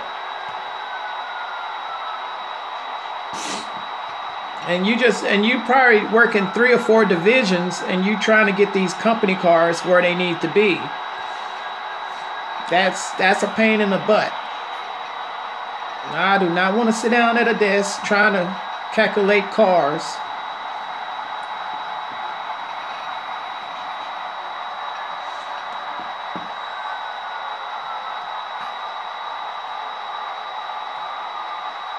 That's the reason why I tell everybody, once you get done switching, you check your switch list. Check your switch list and check your trains. Make sure your trains are identical to your switch list. And if it's not right, then you know that you switched that and it's a dispatch error. You understand what I'm saying? Does that make sense to everybody?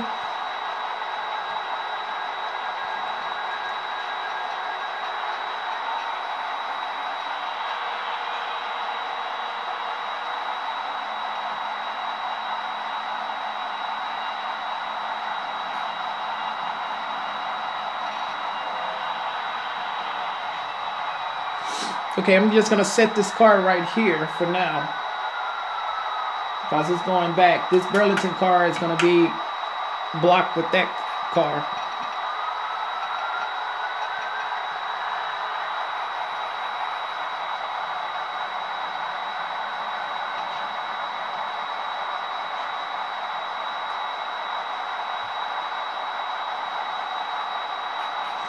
I mean, that's the most important thing they teach us.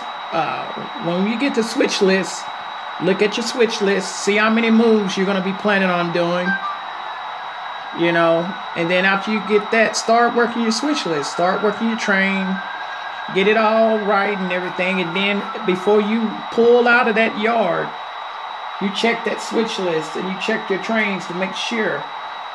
Don't just check it one time. You check it 3, 4, 5 times. It doesn't matter how much time you got to check that switch list. You make sure you check it. I push it down far enough.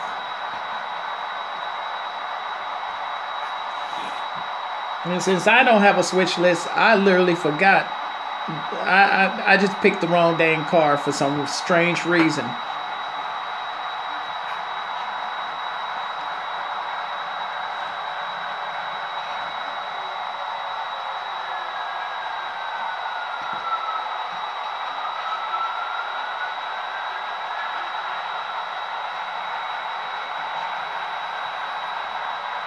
Let's do this. Let's go and pick up our car in track 3.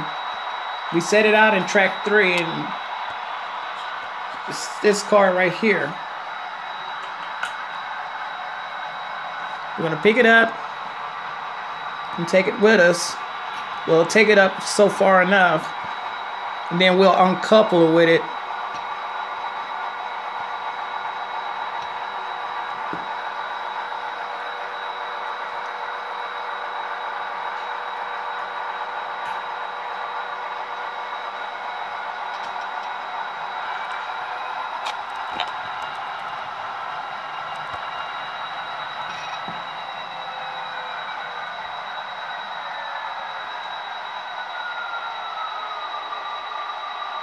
Don't you move.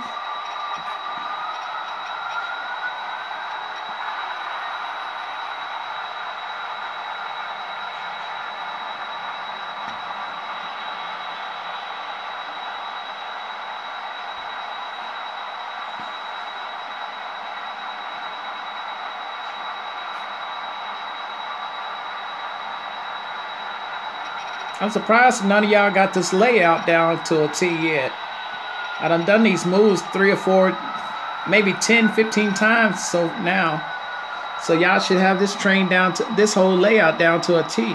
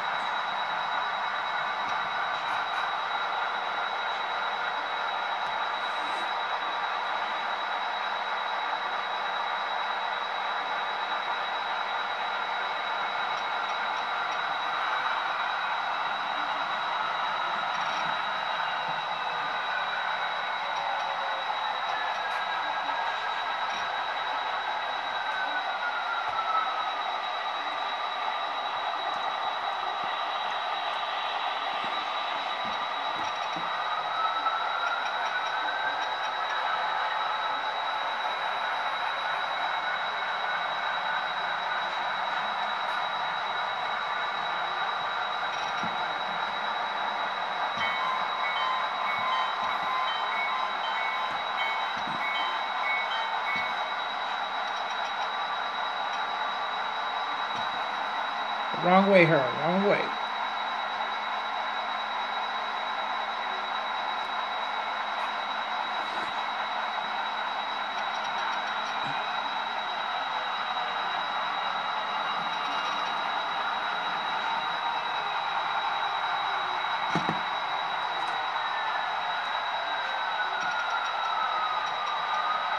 Okay, our train is blocking is complete. See, over here, it doesn't take that long to block the train over here because I have the whole main to play with. But doing it over there on the yard lead and doing it over there, not that much room. Plus, if I really need to, I'll take it to Greenwood Yard and switch it out over there.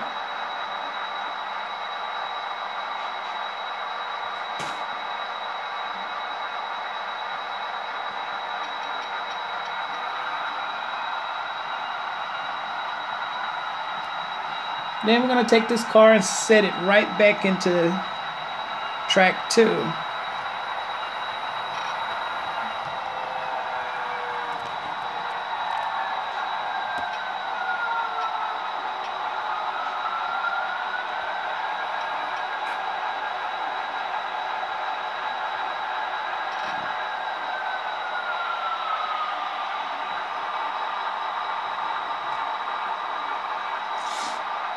Now, this is where it gets interesting from here.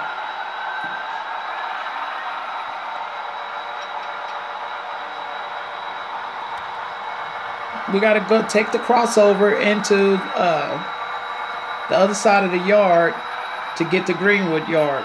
And I'll show y'all how I'm going to do that.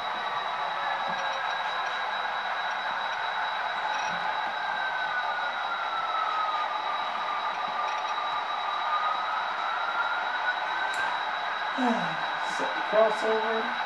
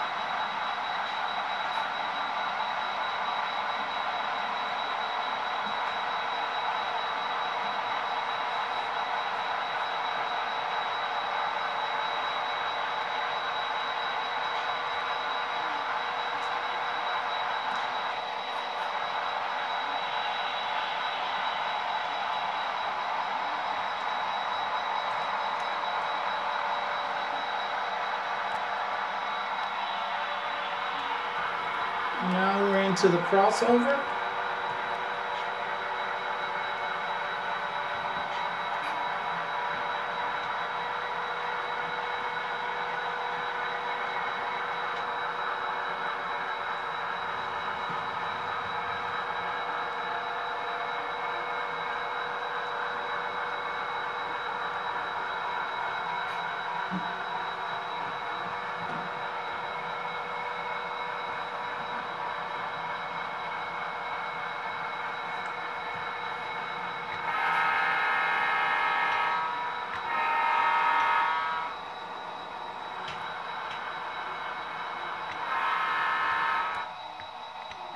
What the?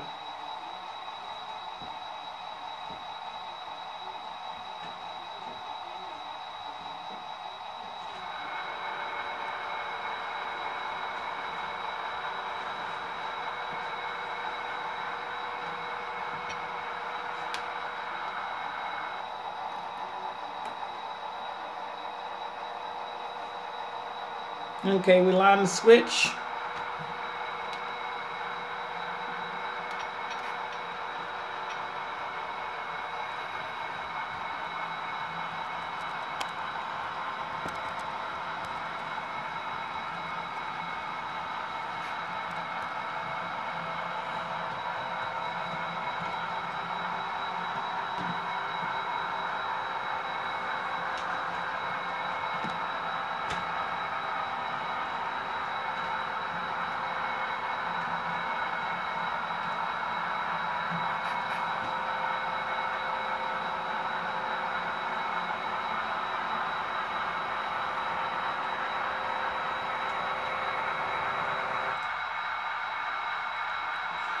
What is going on here?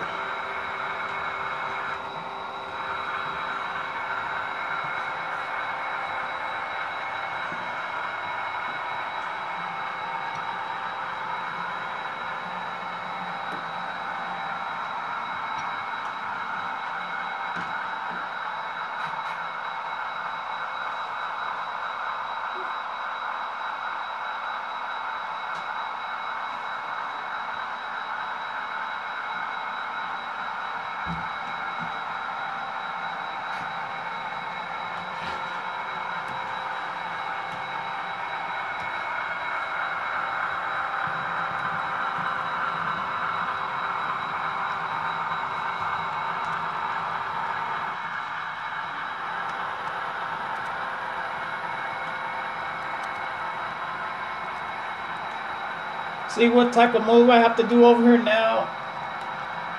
Not as simple as it was before.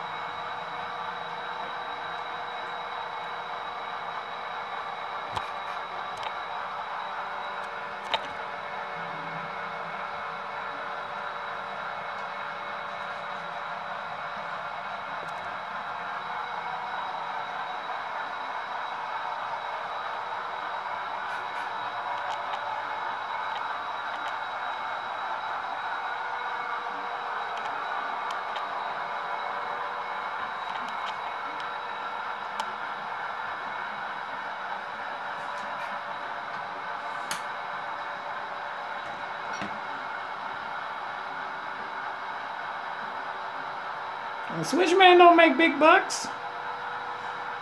You know what the average switcher makes at a yard? $18 to $19 an hour. Probably 20 if he's been there real long. Top out probably around about 25, maybe $27. Yeah. But they just get a lot of good benefits. The railroad, you get 100% insurance coverage. 100% insurance coverage if it changed after the Obamacare thing, but I think it didn't. 401 match dollar per dollar, I believe. What else? Paid sick days. Supposedly paid 6 days, sick days. I don't know if that's still on or off. And you get so many vacation days a year. But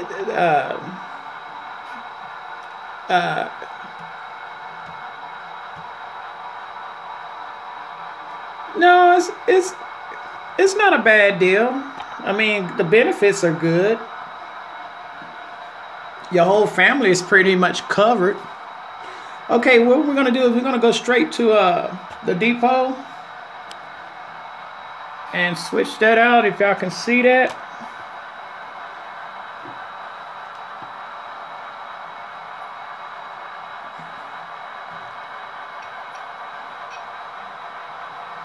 You see how difficult it is to do it this way? You got to go into Greenwood Yard. You got to go down the main yard lead just to clear the switch to go into Greenwood Yard. And then once you get over there, you have to drag down Greenwood Yard and then shove to the main. Let me get on the other side so y'all can see what I'm about to do. So we're walking, we're having fun today. I've been on for nearly 2.5 hours.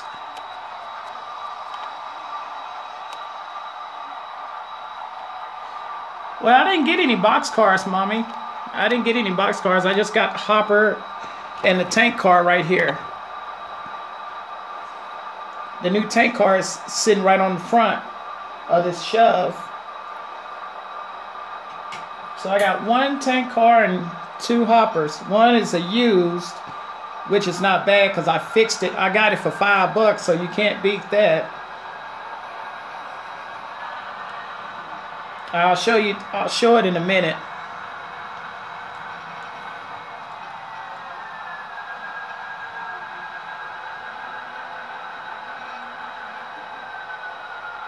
Okay, these 2 rail cars are going to go here. These 2 rail cars are going to come out to the train.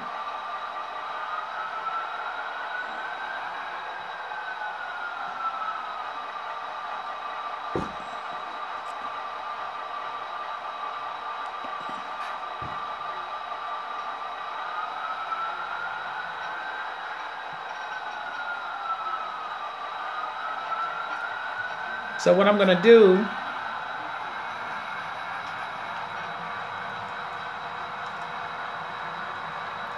yeah, I saw that.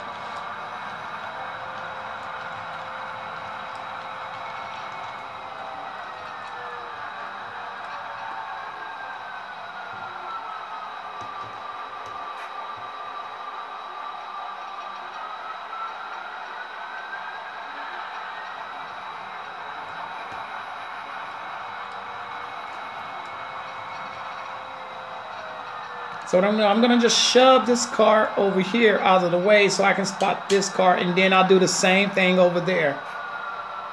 Instead of dragging everything out to the main, which once again is time consuming.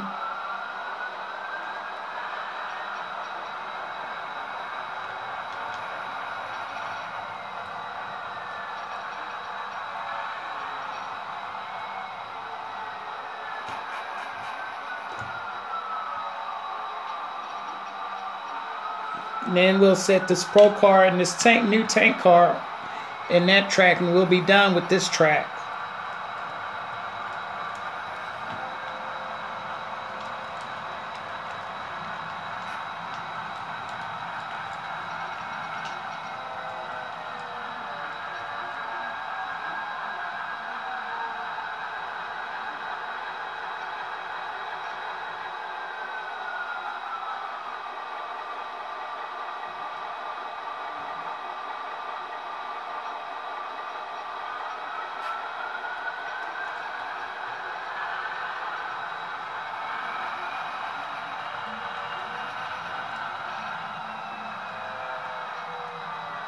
Wait.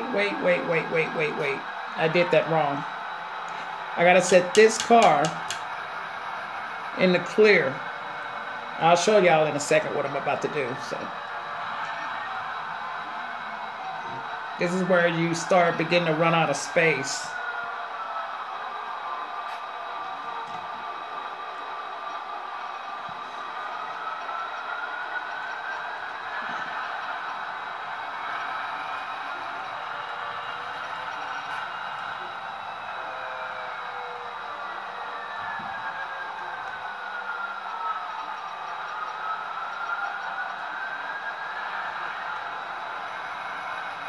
I might have to go out to the main and do this.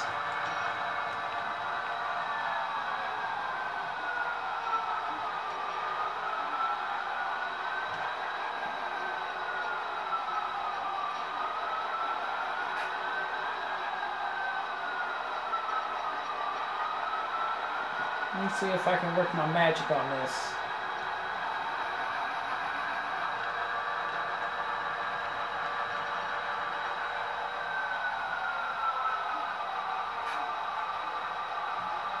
Okay, I don't know if this is going to work or not, but we got to get this car here and this car on top of this car to spot.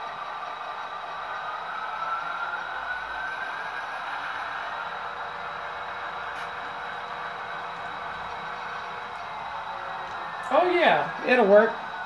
I am a genius. Switching genius.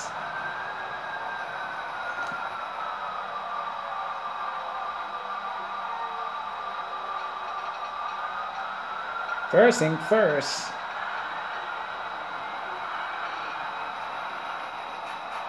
Wrong one. Wrong one.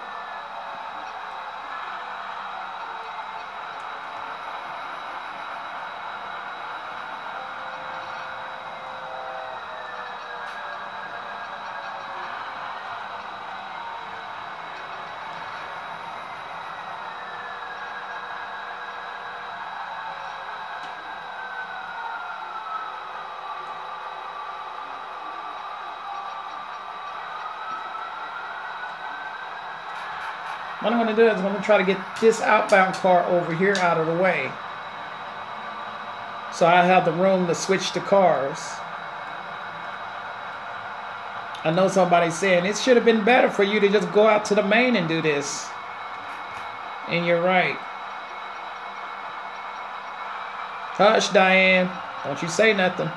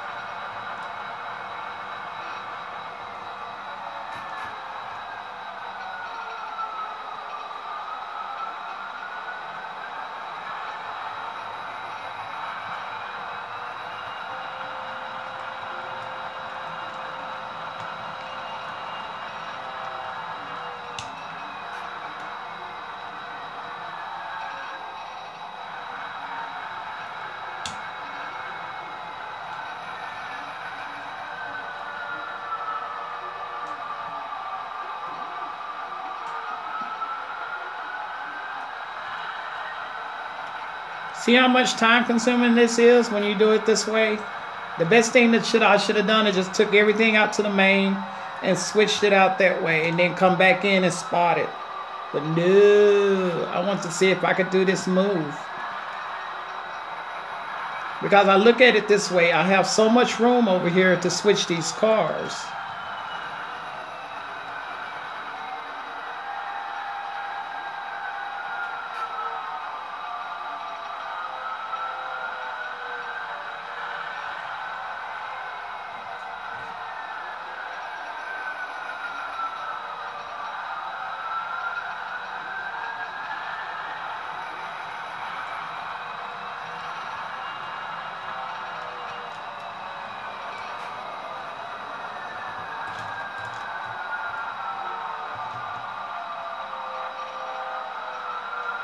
Okay, y'all, I'm almost done. And I didn't mean for to make y'all fall asleep.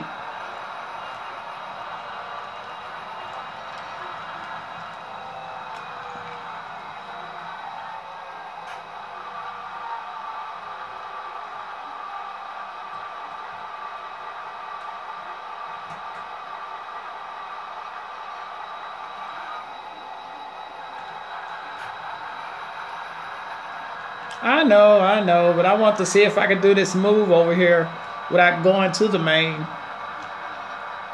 You know what I'm saying? This one guy at work one time did this. I was like, let's just take it to the main and switch it out. He's like, no, we can switch it out back here. I was like, okay. Took us 30 minutes to switch out 4 cars. 30 minutes.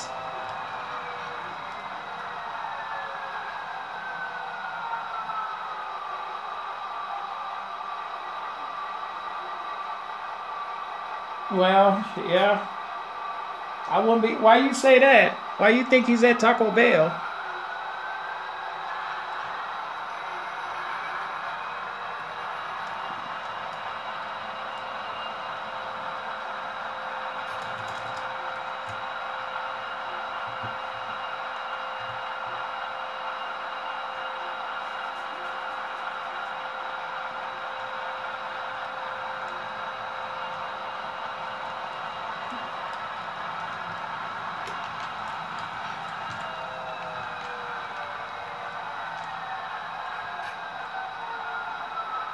I don't think he's here.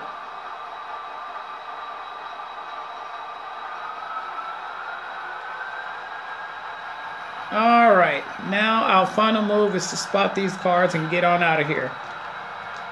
I've never done this move like this before. This is my first time doing it this way. I didn't know I had the room back here to do it, so...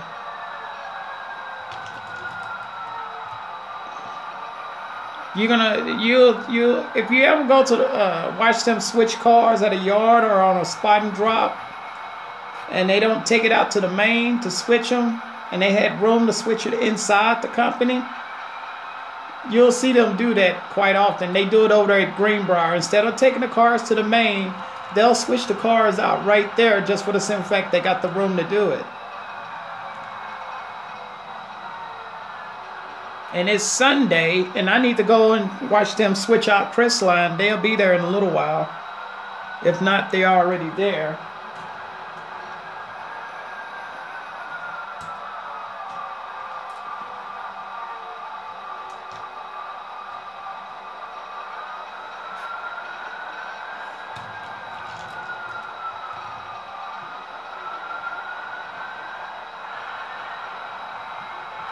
Okay, after this, we're going straight to Crestline and take care of that.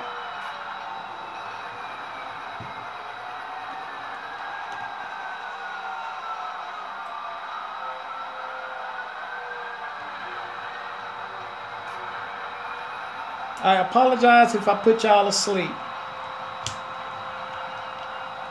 Everybody still awake?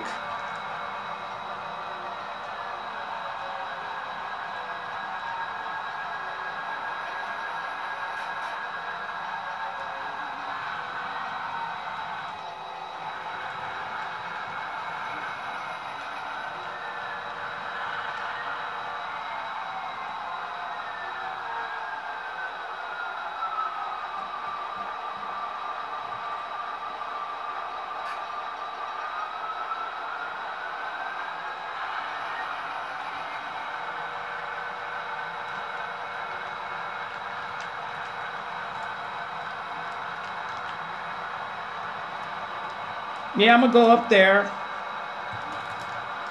and check them out if they're gonna be there. I need to go by there in a little while.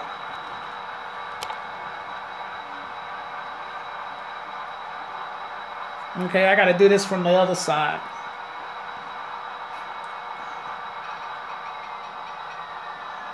Make sure to line the main, Harold. We're gonna line the main for those tank cars. We're gonna set those tank cars to the main.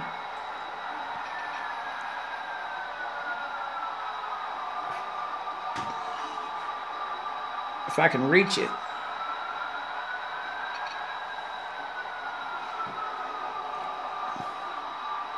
I gotta get to the other side. I can't reach it. So we'll go to the other side. And we're walking, and we're walking, and we're moving.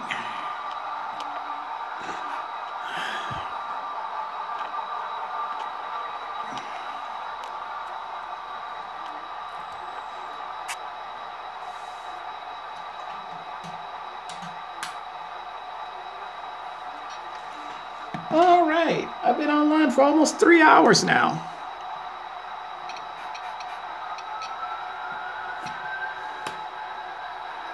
I'm about to hit the 3rd hour.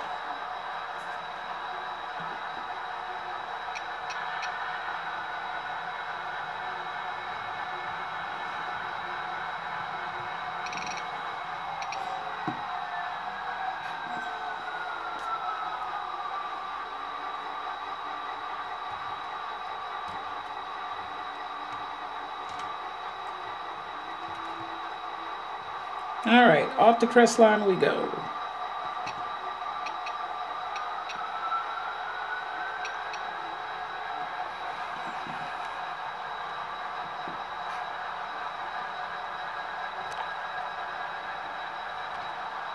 Now at Crestline, we're going to do everything out on the main, so we're not going to fight this.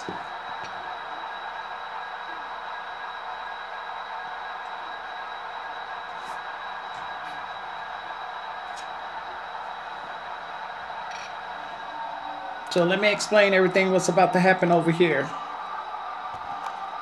We're going to pull the box car. We're going to pull the 4 cars, the 4 hoppers.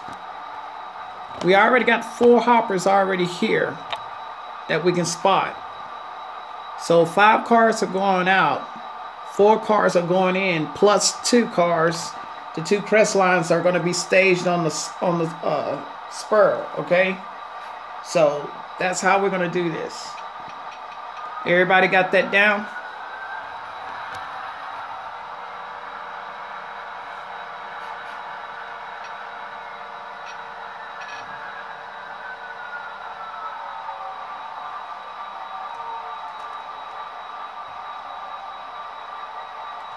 I was not supposed to put this hopper on here because, in fact, the couplers are locked. The couplers are glued, and the car is a piece of mess that I bought off of eBay thinking it was a good. It's not a good car. Fuck it. Excuse my language. F it.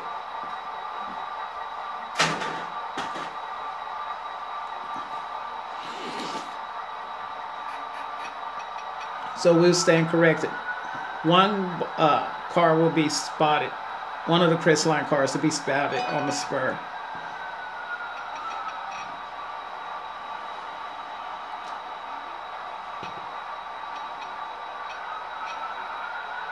Stretch, see what we got. Stretch is good.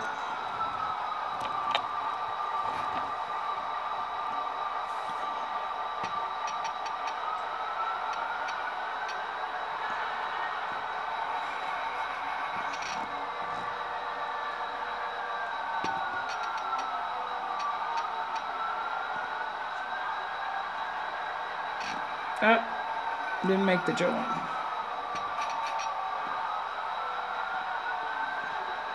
Pin did not fall.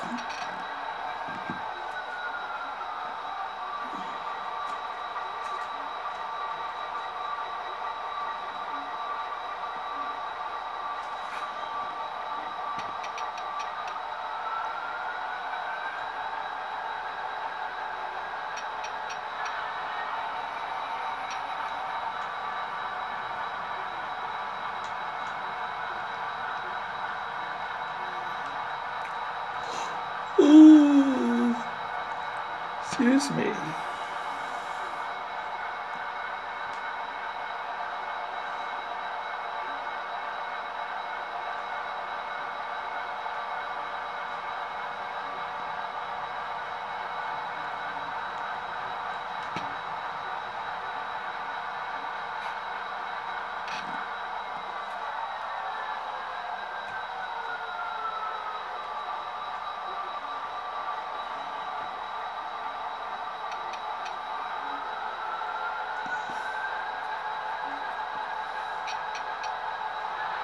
That this is the car I got for $5. Regular price like 20 something dollars, and this car I got for $14. Regular price $39.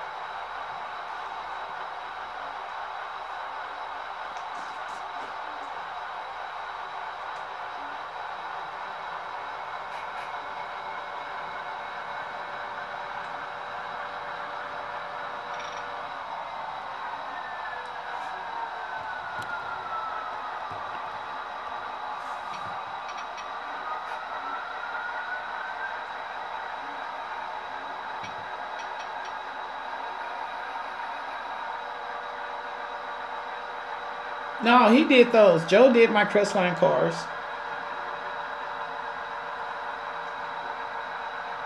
Yep, he did all the cars, both cars.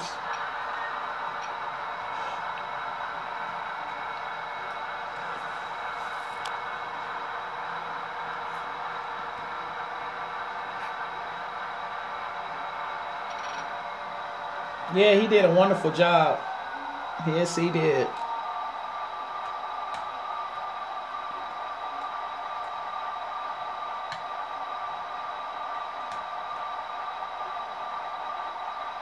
Hey, Re-Railer, long time no see. Where you been hiding?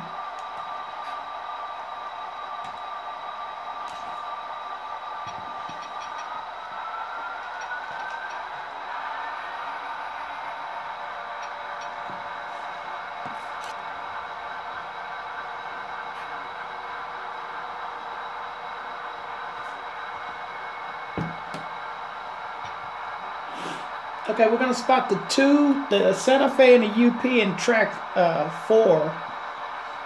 Then the Central Northern being track 5, and then the two Crestline hoppers. We'll just set them to the spur. We're not gonna try to switch them in and do all that. I didn't do a detailed switch list, so therefore I'm not gonna worry about it.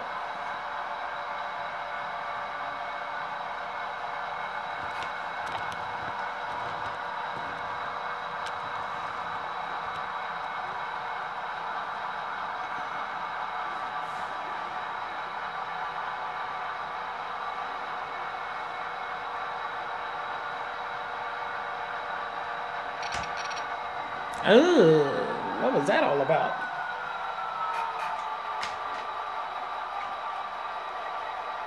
All right, UUP.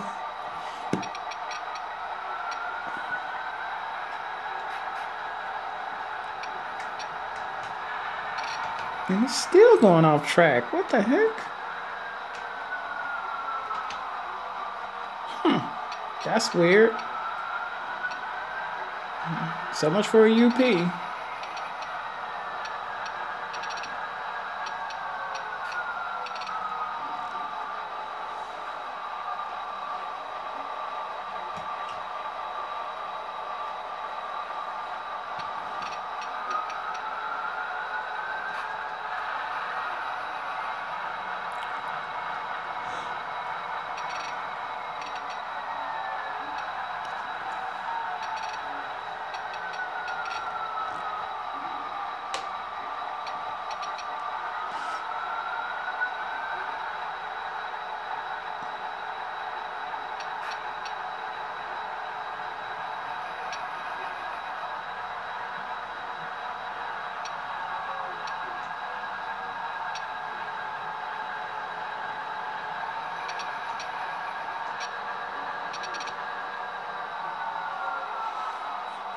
All right, we're gonna tie down all 4 cars.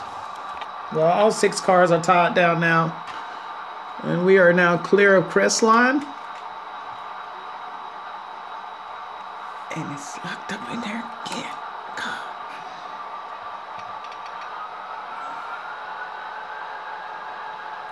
Let's go to Mariani.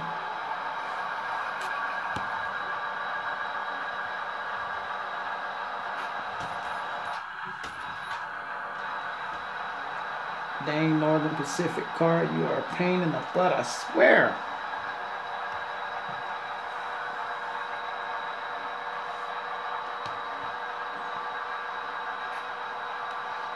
Line to the main.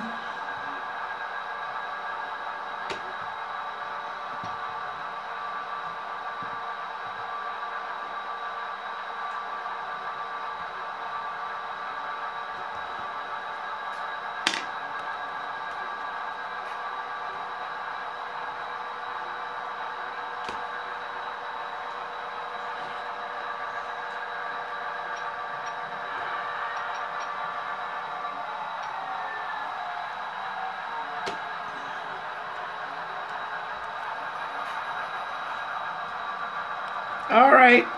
Take care now. Have a good day.